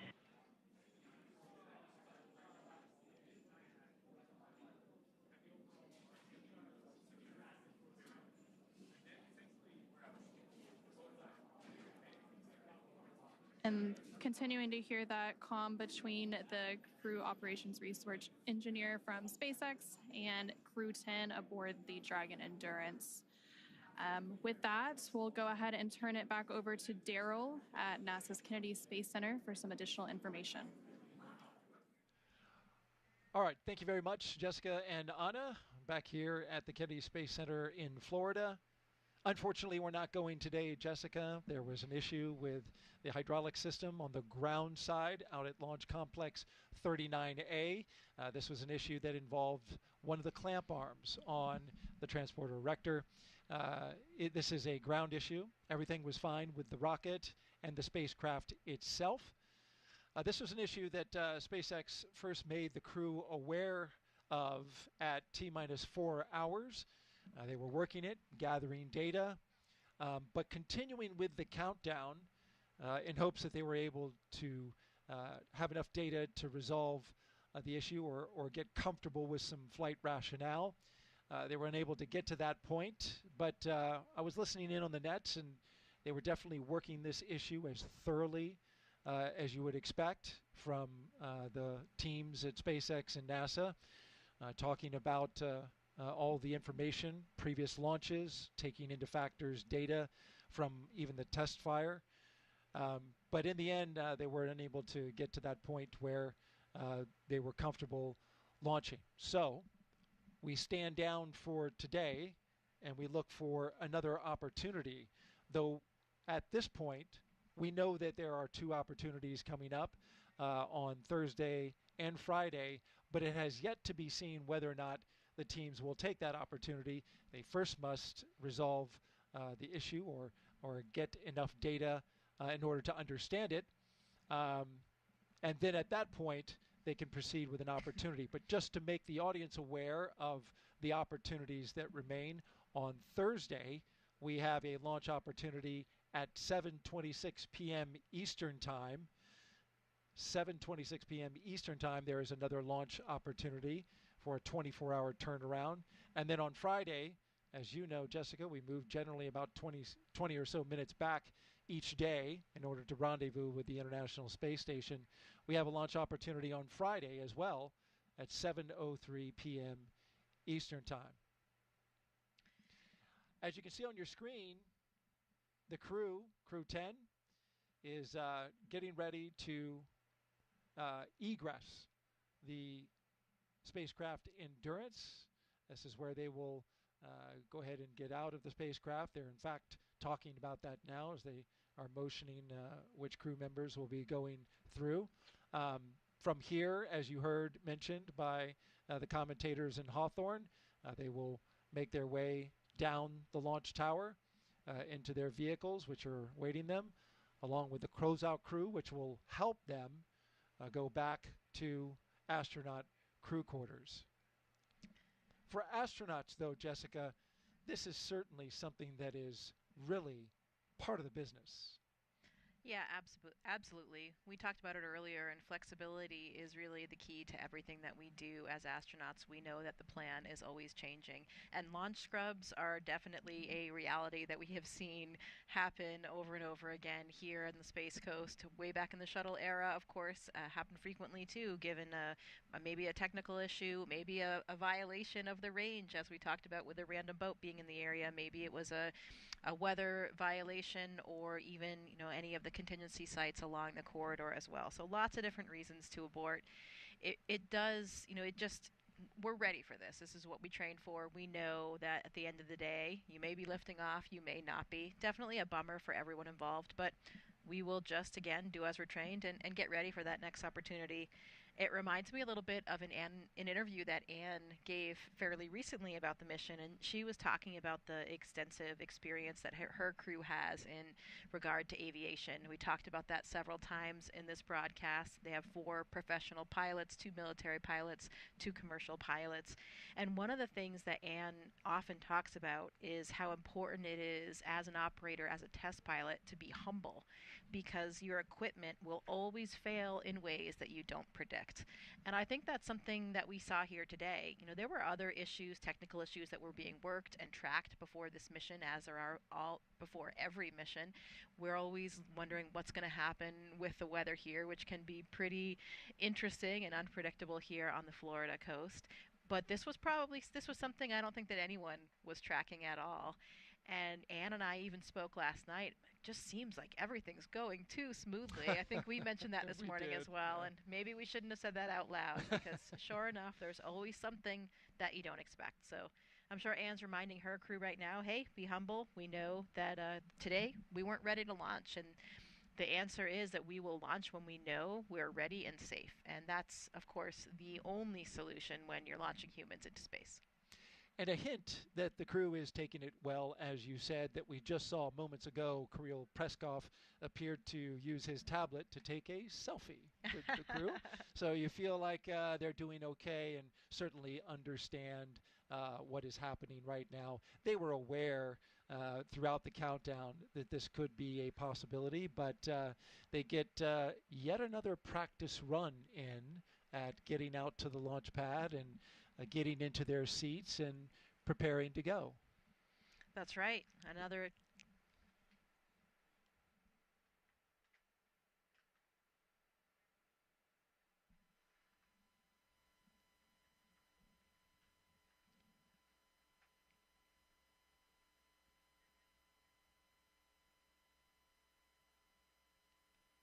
We're listening in as SpaceX continues to go through their scrub procedures.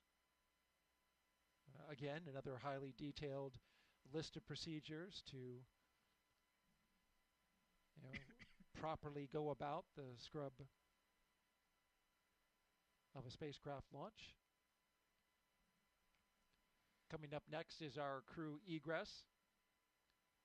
The crew has loosened up their seat belts. For crew awareness, there will be some additional tank venting here as we get back down to nominal tank pressures.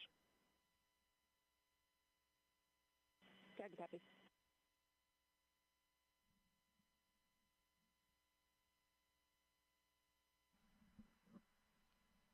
From your time in the astronaut corps, what are some stories that you've heard from astronauts that have, spent time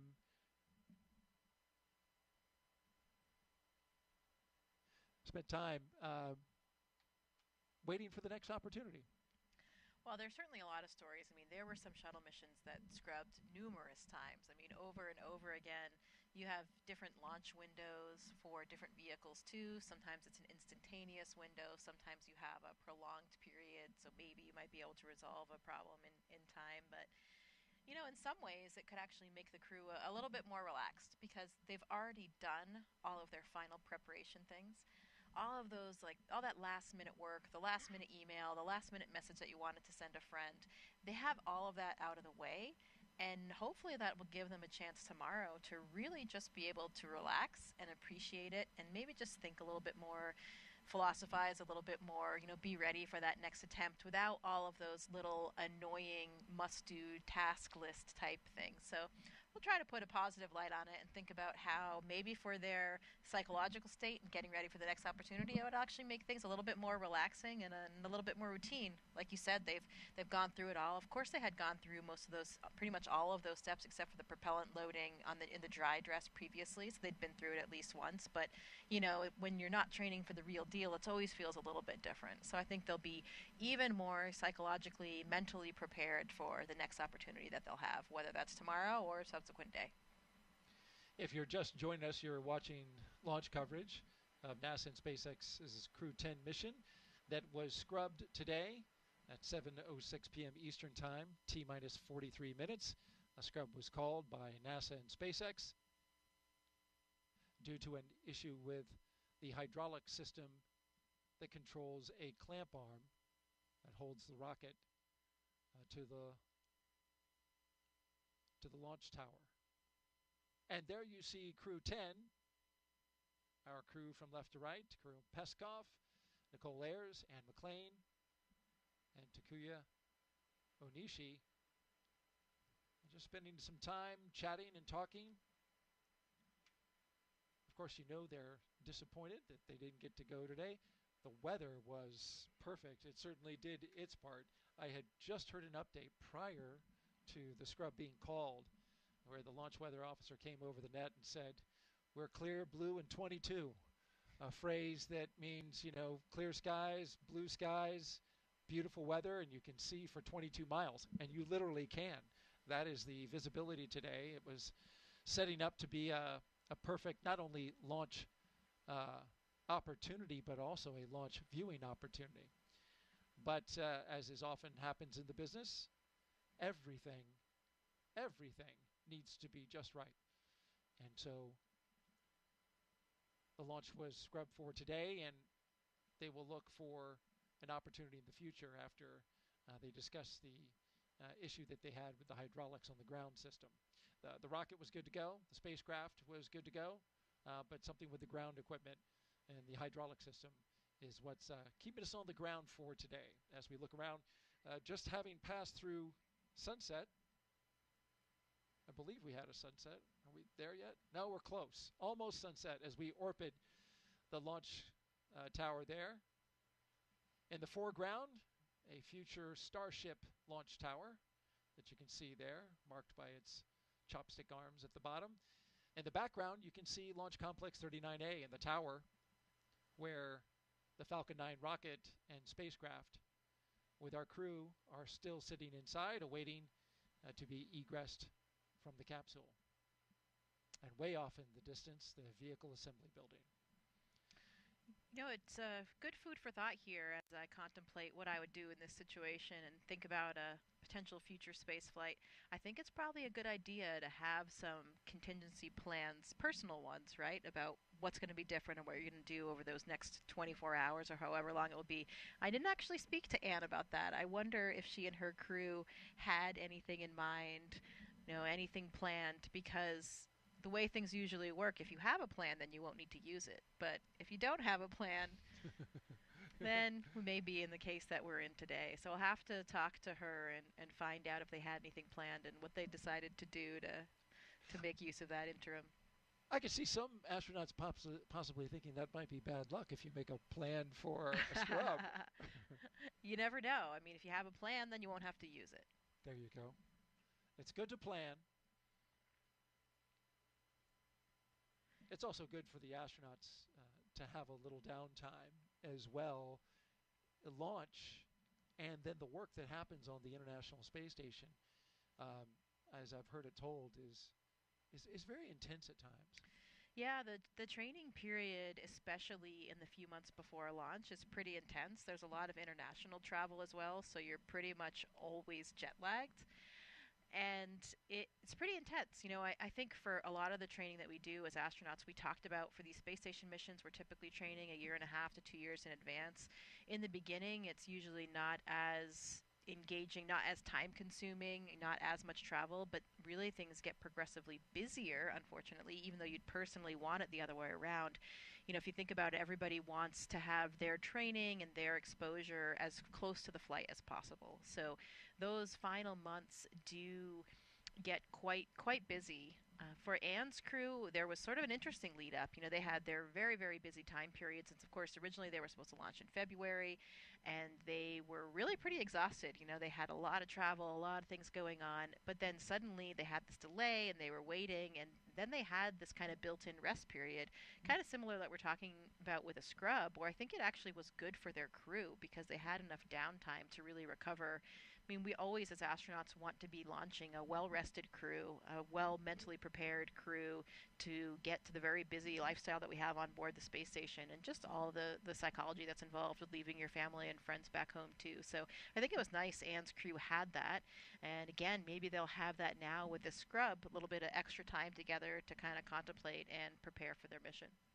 That delay that you mentioned from February to March, of course, brought about by the decision to switch capsules from a brand new SpaceX capsule to the Dragon Endurance, reliable one with 3 previous crew missions under its belt, Crew 3, Crew 5, and Crew 7. When they made that switch, though, they needed to do some more data analysis on that spacecraft in short order, and it takes time because of the amount of data that the commercial crew program has to go over in order to make sure that everything is right with the spacecraft before loading up the astronauts on it.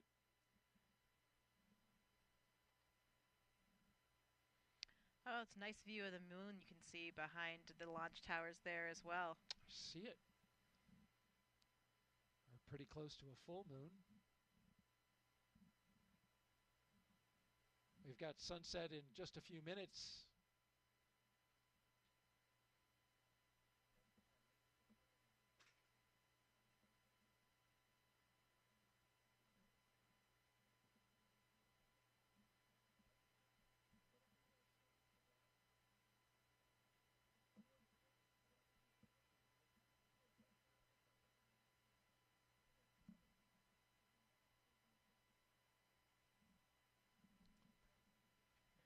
Dragon SpaceX, just an update. The closeout team is waiting. They've arrived at the pad, but is waiting for a go to enter the pad to come get you out of the vehicle. But I'll give you updates as they're proceeding to the base of the tower. SpaceX Dragon, copy. Thank you. You heard that update there from SpaceX to the crew inside the Endurance And for spacecraft. crew right now, there's going to be some loud venting from the base of the rocket.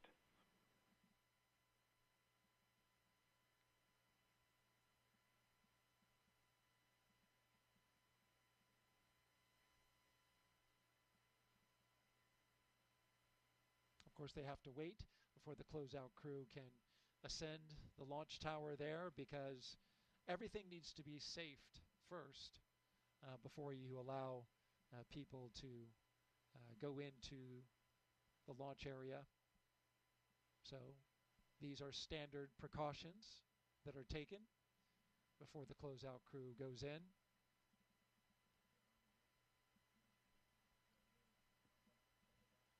Props to our Kennedy Space Center Flight Operations team, though, for these beautiful images that they have been bringing us throughout today. Going around the launch complex, we're able to see for 20 miles off in the distance, and we've had some pretty spectacular views. All right, we're going to send it out now to Hawthorne, California, and our commentators there, and with an update on the scrub.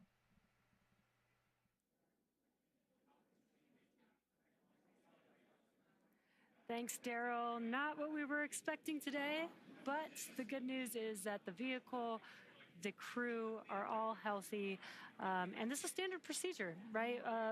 We heard.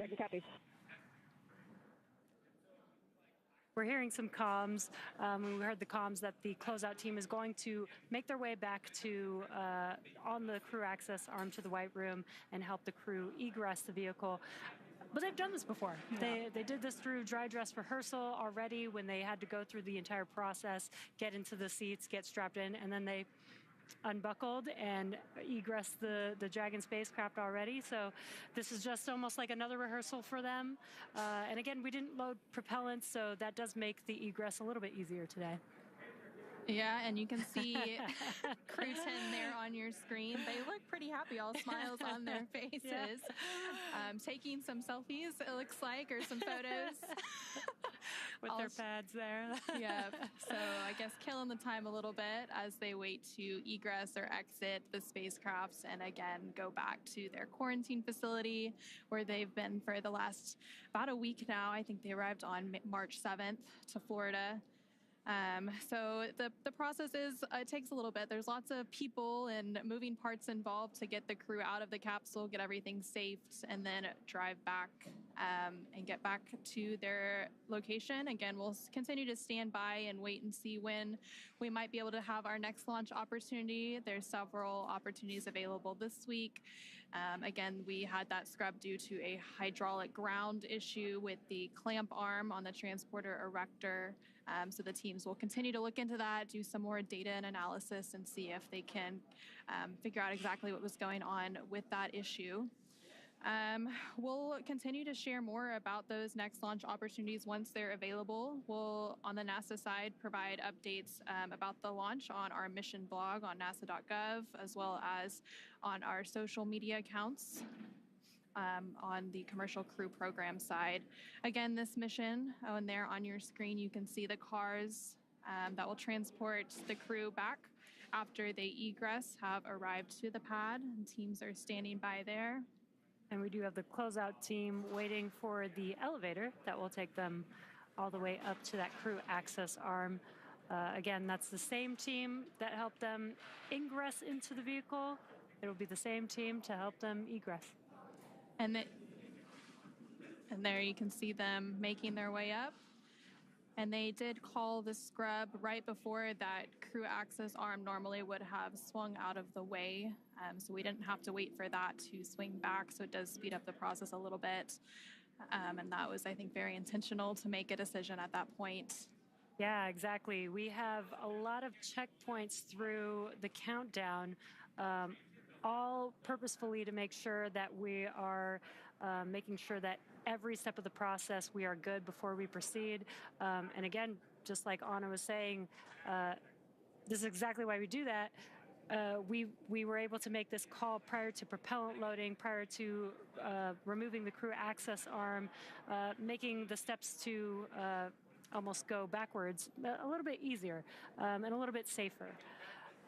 We are doing, you can see on your screen, just making sure that we are good to open that hatch for Dragon.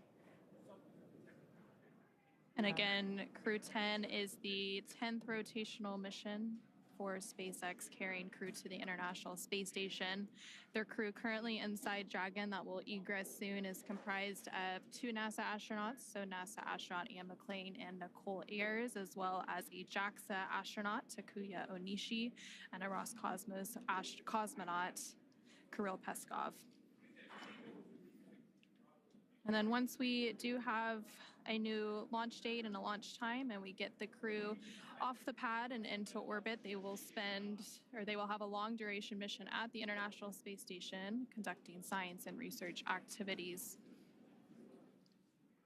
It's really great to see the crew in good spirits. They train for this and, spend a lot of hours working through each one of these procedures, and you can see the closeout team making their way across the crew access arm there over to the White Room.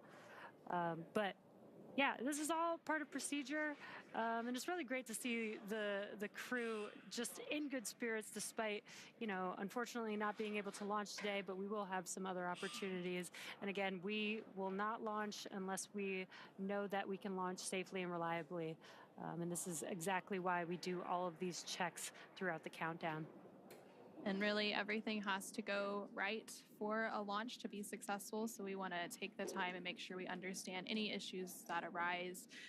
Along with all of the engineering systems on the rocket and Dragon, we also have to look out for things like weather to make sure we're safe to fly and launch into orbit. So again, the teams will continue discussing the hydraulics issue, continue looking at the weather for the next few days, and see when our next launch opportunity may be. You're continuing to see a live look inside the Dragon Endurance. And again, this was going to be the 4th flight of that spacecraft. It previously flew on Crew 3, Crew 5, and Crew 7.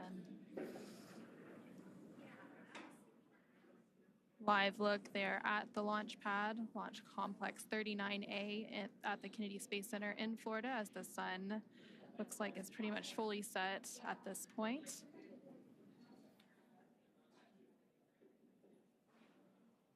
And there are teams continuing to go down the crew access arm, safing the hatch and getting ready to open it so that they can begin the egress or exit operations for the crew and get them out one by one.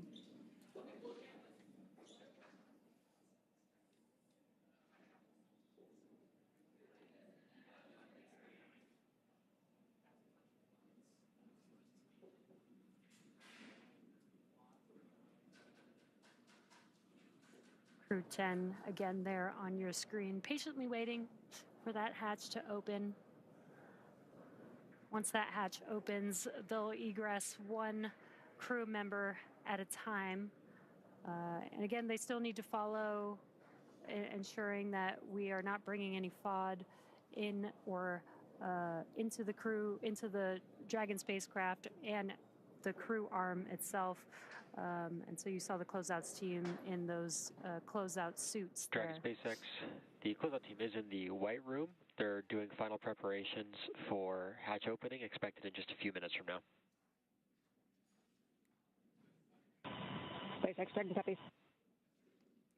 That was the Corps speaking with the crew, just providing an update. They are inside of Dragon, so they can't see outside from the seats that they're in. So the Corps is just letting them know that the closeout team is inside of the crew access arm, inside of the White Room, and preparing to open that hatch shortly. And confirming those calls on the crew side is the commander for Crew 10, Anne McClain. She's in the center right of your screen. So from left to right on your screen, you have Roscosmos cosmonaut Kirill Peskov, NASA astronaut Nichole Ayers, NASA astronaut Anne McClain, and then JAXA astronaut Takuya Onishi.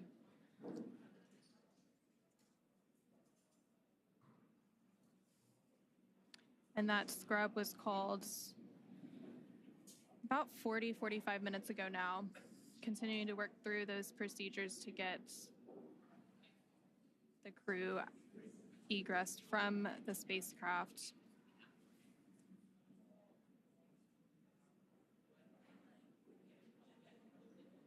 The launch for today was planned for 7:48 p.m. Eastern, 4:48 p.m. Pacific, and they called that scrub about 45 minutes ahead of that instantaneous launch window.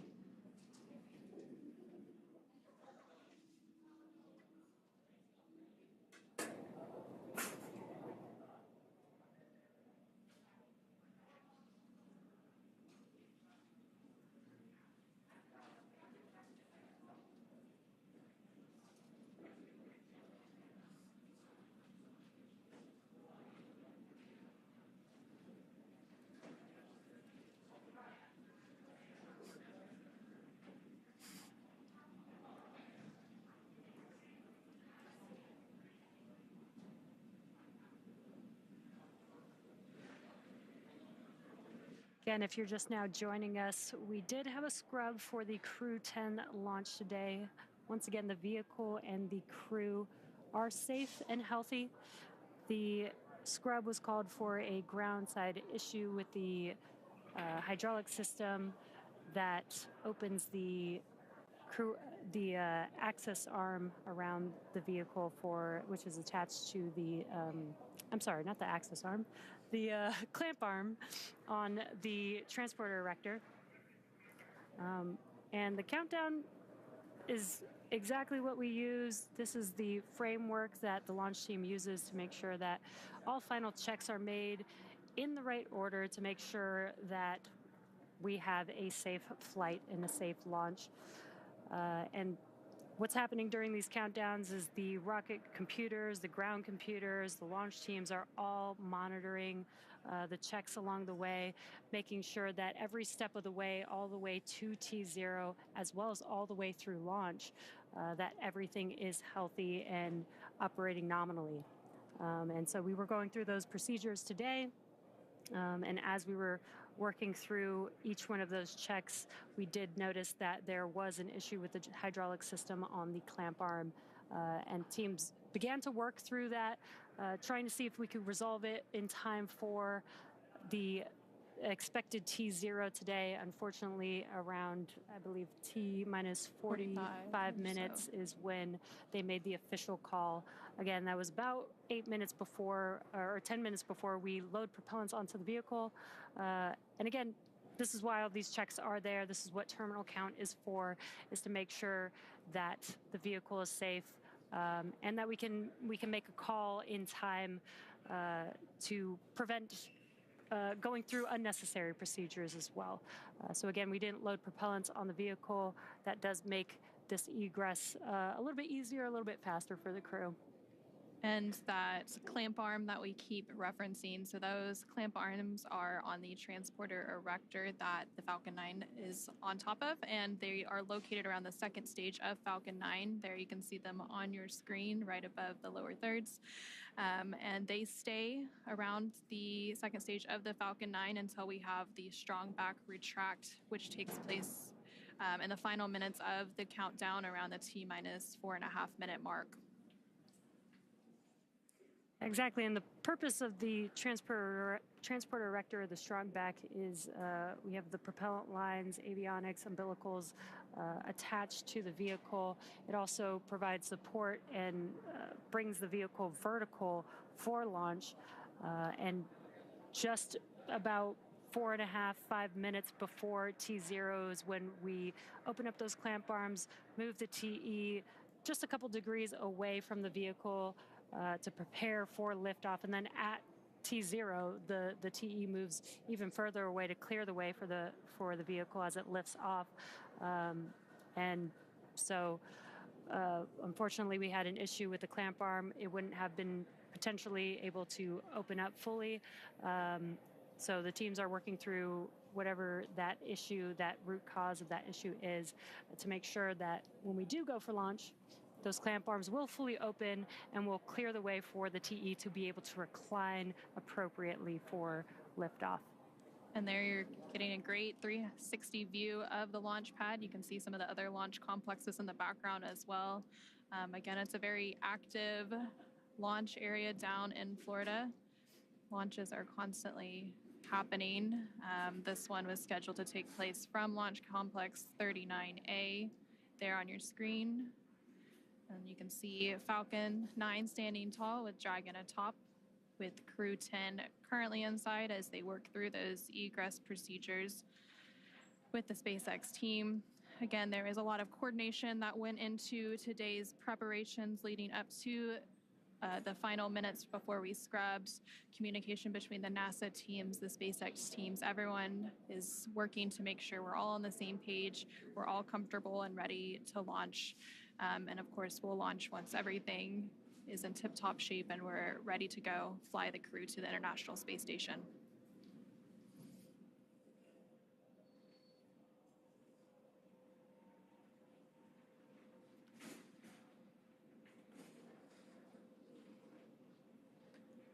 And again, the crew has gone through these procedures many, many times. There's a lot of rehearsals. There's a lot of review of all the vehicle systems prior to flight, testing, simulations that the crew works through in preparation for a launch to the International Space Station.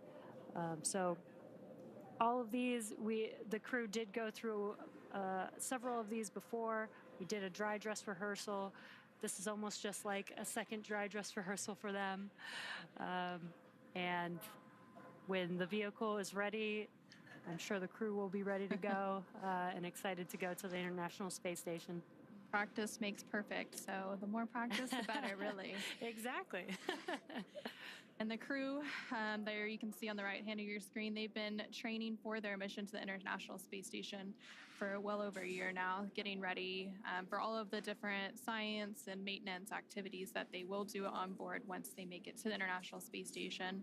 Once on board the International Space Station, they will complete a brief handover period with the Crew 9 crew that is currently orbiting on the International Space Station. Once that handover period is complete and the weather looks good, Crew 9 will return home, splashing down off the coast of Florida, bringing it into their mission. And again, this is part of the rotational crew missions that we do to the International Space Station about every 6 months or so as part of NASA's Commercial Crew Program. Anna, you mentioned the science that they do. So preparing for a launch is just only a very small portion of what they're training for. They're preparing to do a lot of science experiments, and 6 months is a very long time for them to get a lot of work done on the orbiting laboratory. Yep, and the International Space Station will actually celebrate its 25th year of continuous human presence this year. And in that time, there have been thousands of experiments conducted in microgravity.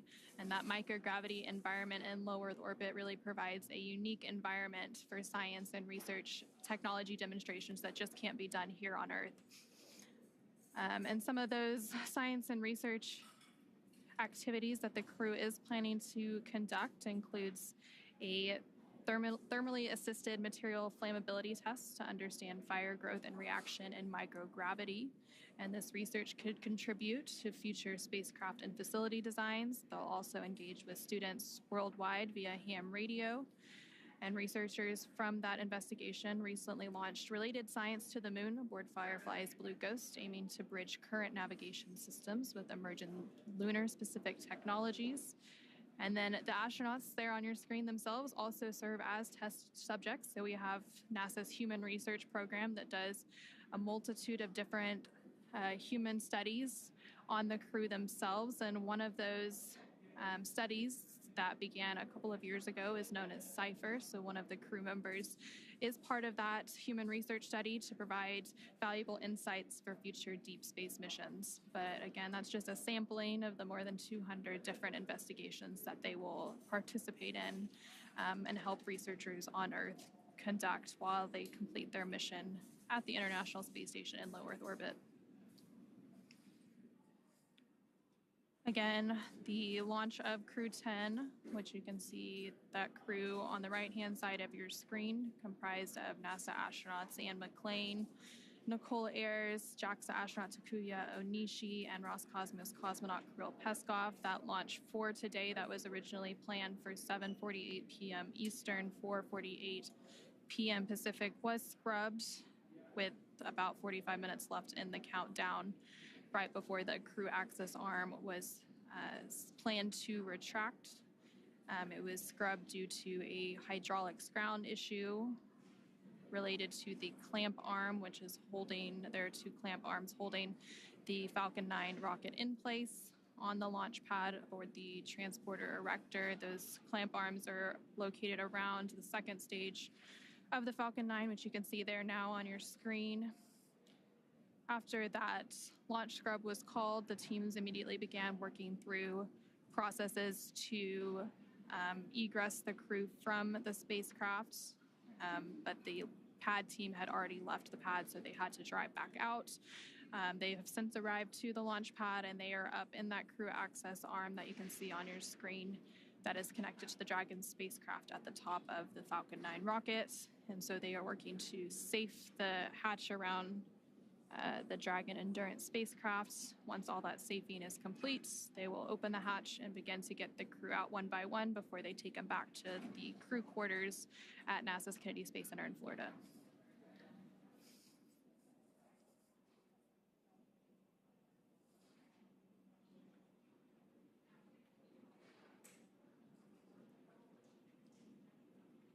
So leading up to today's launch attempts, the crew actually ingressed or entered the spacecraft around 4:58 p.m. Eastern, so several hours ago now. There you can see the ground crew team currently working on those hatch safing and opening operations. Dragon SpaceX closeout team is preparing for side hatch open in just about a minute or so. Dragon copy. And again, some comms from the core here in Mission Control at SpaceX in Hawthorne, California, communicating with the crew, just letting them know that the closeout team is there outside, just right outside of the hatch, working on opening that hatch for them. Again, they're still inside of the Dragon spacecraft, and there you can see them in their seats. So they can't see what's going on outside of the vehicle, which is why the core is there to help communicate. They might be hearing some noises from the closeout team working on opening that hatch. This allows them to just know and understand what to expect, that those noises that they're hearing is expected, and that they can anticipate that hatch opening here shortly.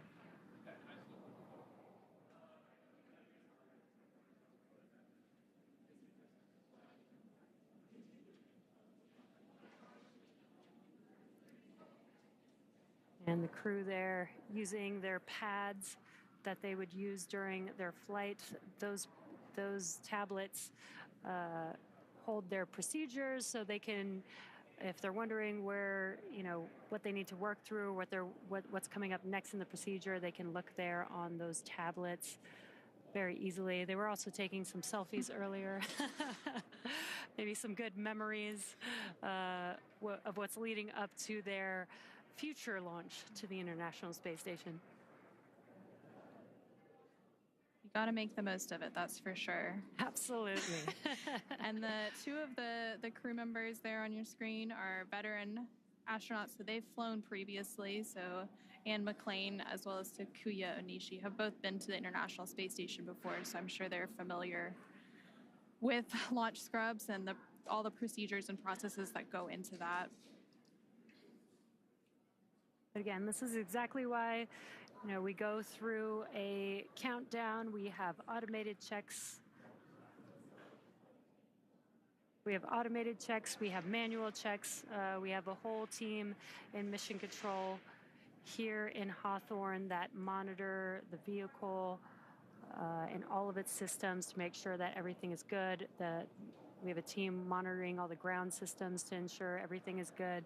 Again, if we are not 100% sure that we are safe, that we can launch safely and reliably, we will call a hold on a launch just like we did today, and we will wait until we are ready with another backup opportunity, hopefully in the next day or two. And again, there are several other opportunities this week. The earliest is tomorrow, about 24 hours from now. But again, waiting for confirmation from the NASA and SpaceX teams on when they will schedule that next opportunity, whether it's tomorrow or sometime later this week or even next. And there on your screen, you can see the closeout team. It looks like they're beginning to work to open the hatch. And then once the hatch is open, the crew will begin exiting one by one with some assistance from those ground teams. And just by the number of people you can see on your screen there, you can see just how big of an operation it is to launch people. Dragon SpaceX, stand by for side hatch open.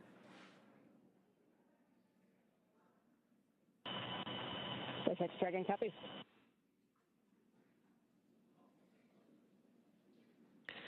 And Dragon SpaceX, hatch is open, so we'll be handing you off to the closeout team for egress. Sorry we couldn't get you off today, but we'll speak to you soon and look forward to trying it again. SpaceX Dragon, we copy. We see the closeout crew. Great working with you today. Kudos to the whole team. I know it was a lot of work to try to get it to go, but like I said earlier, we'll be ready when the equipment is.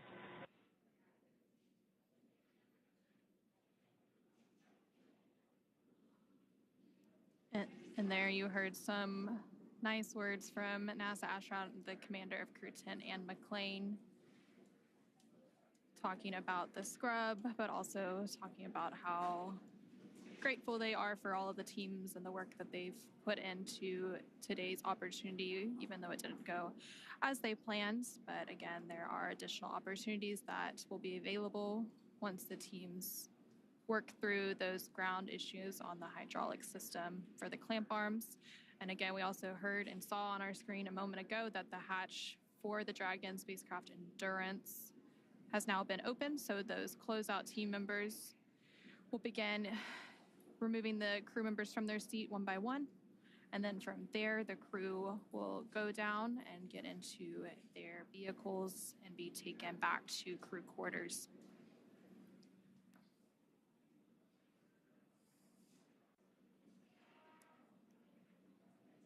When that hatch opened, they waved to the closeout team. This is a team that they've been working with for many, many months, so they're very familiar with each other.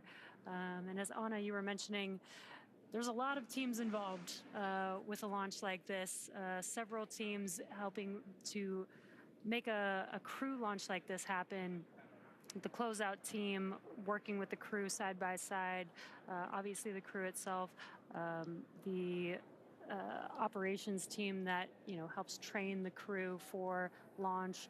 Then there's a lot of training with NASA for the science. So there's several teams that are involved with a mission like today's, and it's okay that we're not going today. We will go when every single one of those teams is ready to go.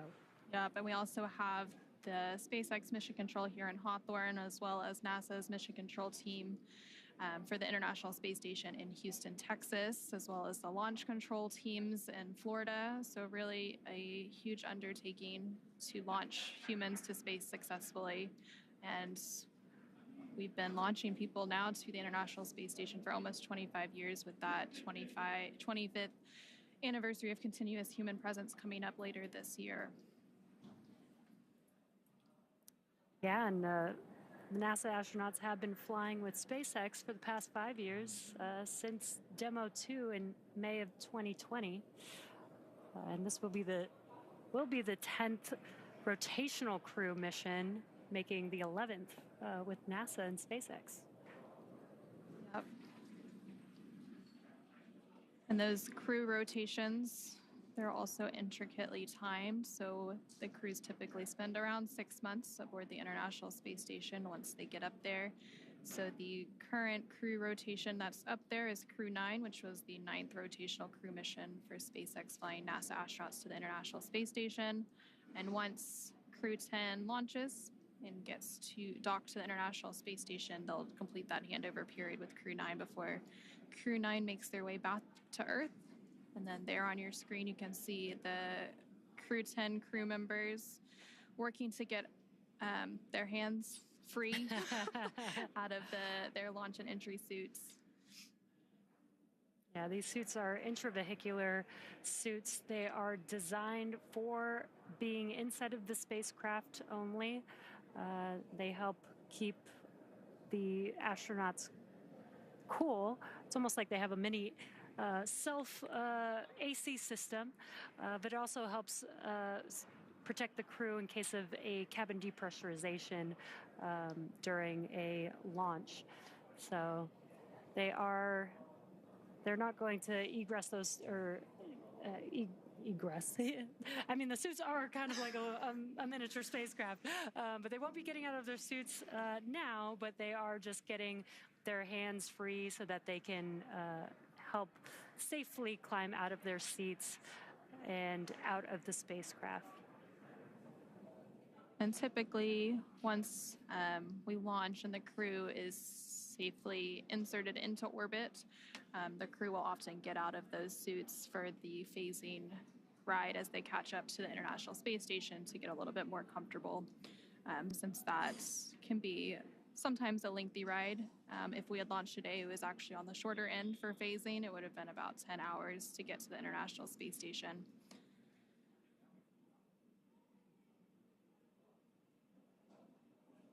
And there we see a live look of Launch Complex 39A in Florida. It looks like the sun has fully set. And we now have one of the crew members of Crew 10 out of the Dragon Endurance spacecraft, another following right behind. And it looks like those are the two mission specialists for Crew 10. So JAXA Astronaut Takuya Onishi and Roscosmos cosmonaut Kirill Peskov. They are now safely out of the Dragon spacecraft, followed there by NASA astronaut Nichole Ayers. And then last but not least, making her way out of the Dragon spacecraft is NASA astronaut McClain. Must be nice for them to be able to stretch their legs after the last few hours sitting in the Dragon spacecraft.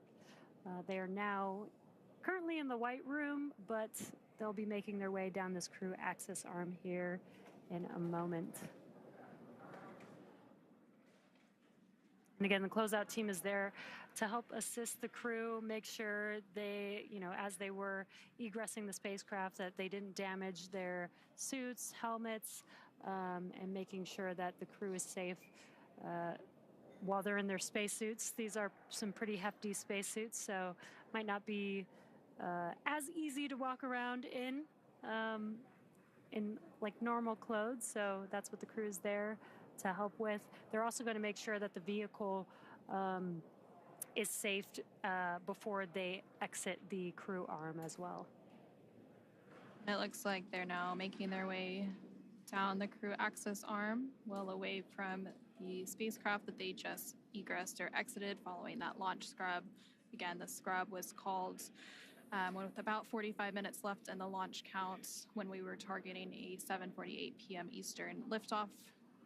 That scrub was due to a ground hydraulics issue with the clamp arm on the transporter erector that the Falcon 9 sits atop.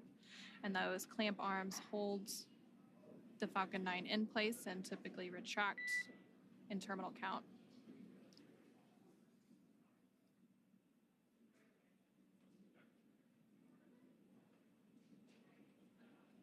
And the crew will now begin to make their way down to the base of the launch pad, where they will then get into the vehicles that brought them here several hours ago and return to crew quarters. Once they're back at crew quarters, they'll likely have some meetings with some of the SpaceX and NASA teams to talk future opportunities for their launch.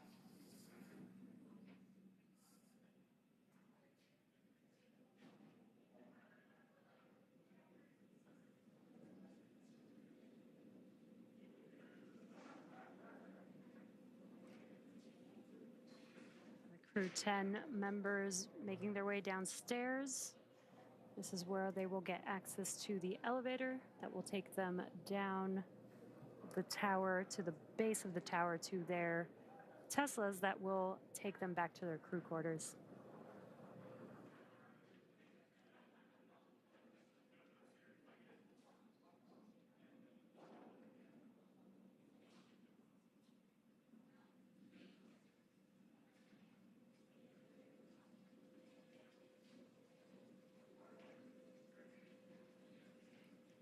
Looks like several members of the closeout team are following right behind them. They're getting into the elevator that'll take them down to their vehicles, and then they will drive off back to crew quarters at NASA's Kennedy Space Center in Florida. And there you're seeing a live look of those vehicles standing by for them. Again, they've been standing by since the closeout team arrived about 45 minutes ago. After the launch scrub was called, there were a few minutes that we had to wait for the closeout team to make their way back, since they had already left the launch pad prior to that scrub being called. Once the closeout team made their way back, they then went up to the crew access arm and began safing the hatch to then egress the crew 10 crew members comprised of NASA astronauts and McClain, Nichole, Ayers, JAXA astronaut Takuya, Onishi, and Roscosmos cosmonaut Kirill Peskov. And there you see them all on your screen as they are making their way down. They've made their way down and are going to enter into their vehicles and leave the launch pad and go back to crew quarters shortly. Yeah, they're going to get into their Teslas. These Teslas are special made for the crew, where they have the ability to attach their umbilicals to help keep cool air flowing through their suits. Once they enter those Teslas, again, they'll make their way back down to their crew quarters, where they will stay quarantined until they have their next launch opportunity. And there you can see the crew now ingressing those vehicles. And that's going to wrap it up for us here in Hawthorne, California at SpaceX here at, next to Mission Control. We're going to send it back over to Daryl at KSC to follow the crew the rest of the way. Again, it's unfortunate that we did not launch today, but again, always better to be safe and make sure that we launch when we're ready. Yep, and we'll continue to provide updates on NASA's blog for the commercial crew program, as well as our social media accounts once we have that new launch time ready to share with the world. But for now, we'll go ahead and wrap it up here in Hawthorne, and we'll see you again soon once we have our next launch attempt for the Crew 10 mission. And with that, we'll hand it back over to Daryl at NASA's Kennedy Space Center in Florida. All right, thank you both, ladies, for walking us through the egress of the astronauts from their spacecraft down the launch tower and into their waiting vehicles. For those of you just now tuning in or happen to be catching up on what's happening, we are live at the Kennedy Space Center in Florida, watching Crew 10 make their way back from a launch attempt at Complex 39A. They were scheduled to launch with a T0 of 7:48 and 57 seconds p.m. Eastern Time. However, the launch was scrubbed less than an hour before that due to an apparent hydraulic problem with the Launch Pad 39A Falcon 9 hold-down clamp arm system, the system that holds the rocket to the strong back. And so NASA and SpaceX teams made the decision to call off the launch for today. There you see the crew along with the closeout crew, our crew of 3 astronauts and 1 cosmonaut, leaving their rocket for another day.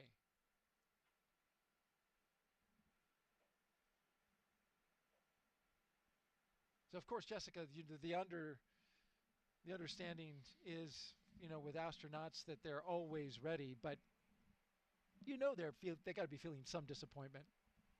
Yeah, certainly. I mean, it's a bit of a letdown when you think you're going to space and you don't. I didn't have that scrub experience myself, but obviously it is quite common for a lot of astronauts in the office. And I think really they're just mostly used to it from their previous careers. Like we mentioned earlier, Anne often talks about being humble and knowing that your equipment it's going to fail in the least predictable of ways. So you really just always need to be ready for anything.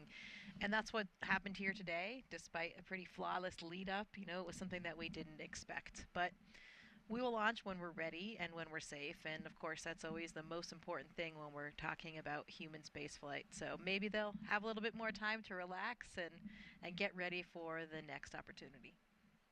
We're going to continue tracking the astronauts' progress back to the astronaut crew quarters, and then we will close out the broadcast. But we want to make sure that you, the viewer, see the astronauts making it back from the launch complex back to their crew quarters safely before we close it off. And then it's a little bit like going home. Anne was talking earlier about appreciating the home-cooked food, and we have an incredible staff there at the quarantine facility. So, hey, another day of that, probably some other family visits, and they'll find a way to make good use of that time now that they have all the annoying taskless stuff out of the way that they thought they had to complete before yesterday.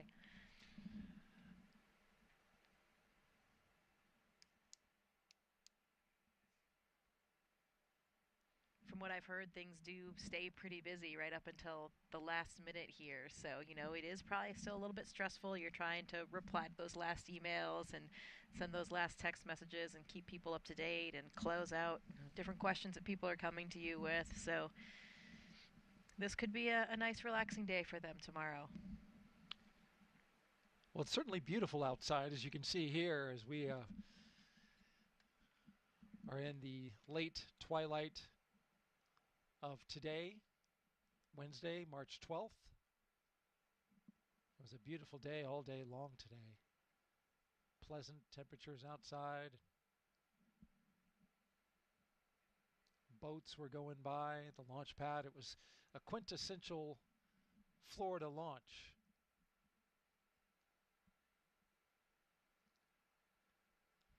This is that kind of scene that I was talking about earlier when the cars were going in the other direction, and now at night it's even more dramatic with all of the lights and the entourage leading them back.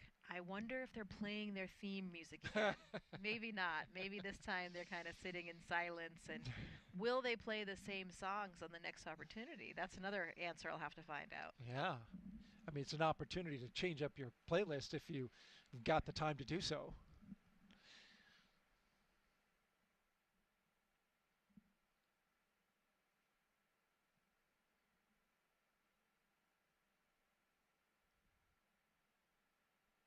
Historically speaking,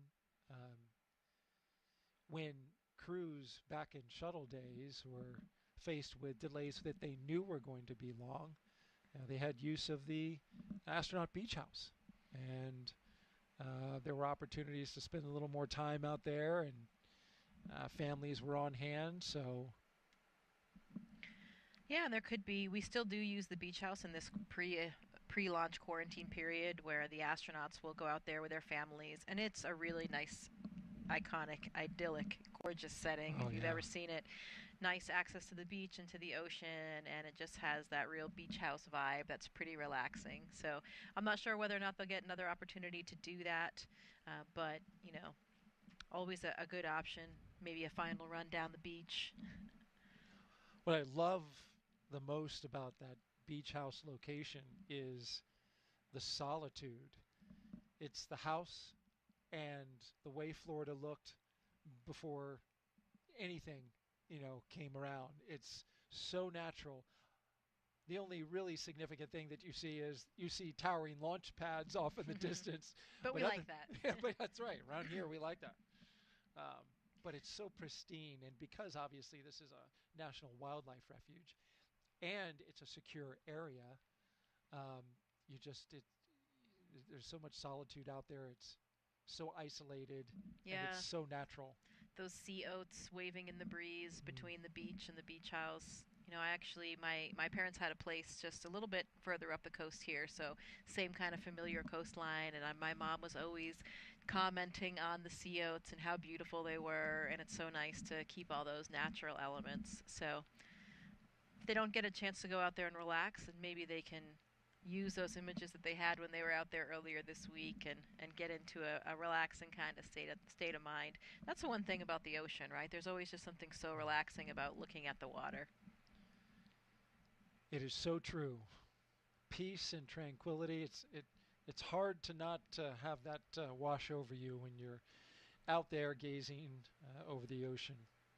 And that is just what the doctor ordered when crews are tired from a long day of launch operations and preparations.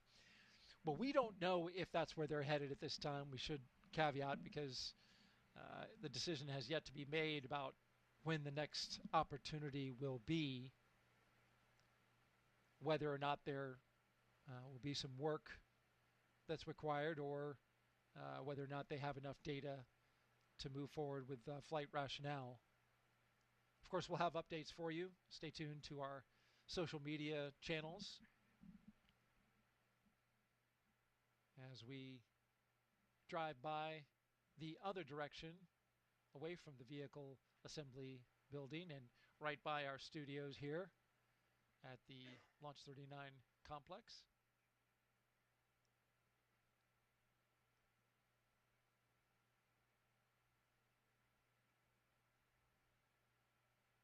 If you were commander of this crew, what would you do? What would I do with the free time? I think I would try to do what I was saying earlier, really use it to relax, because I know myself, and as I was mentioning, I've heard a lot of reports from the crews being pretty busy up until the last moment. So I think I would sort of take advantage of the fact that all of those annoying things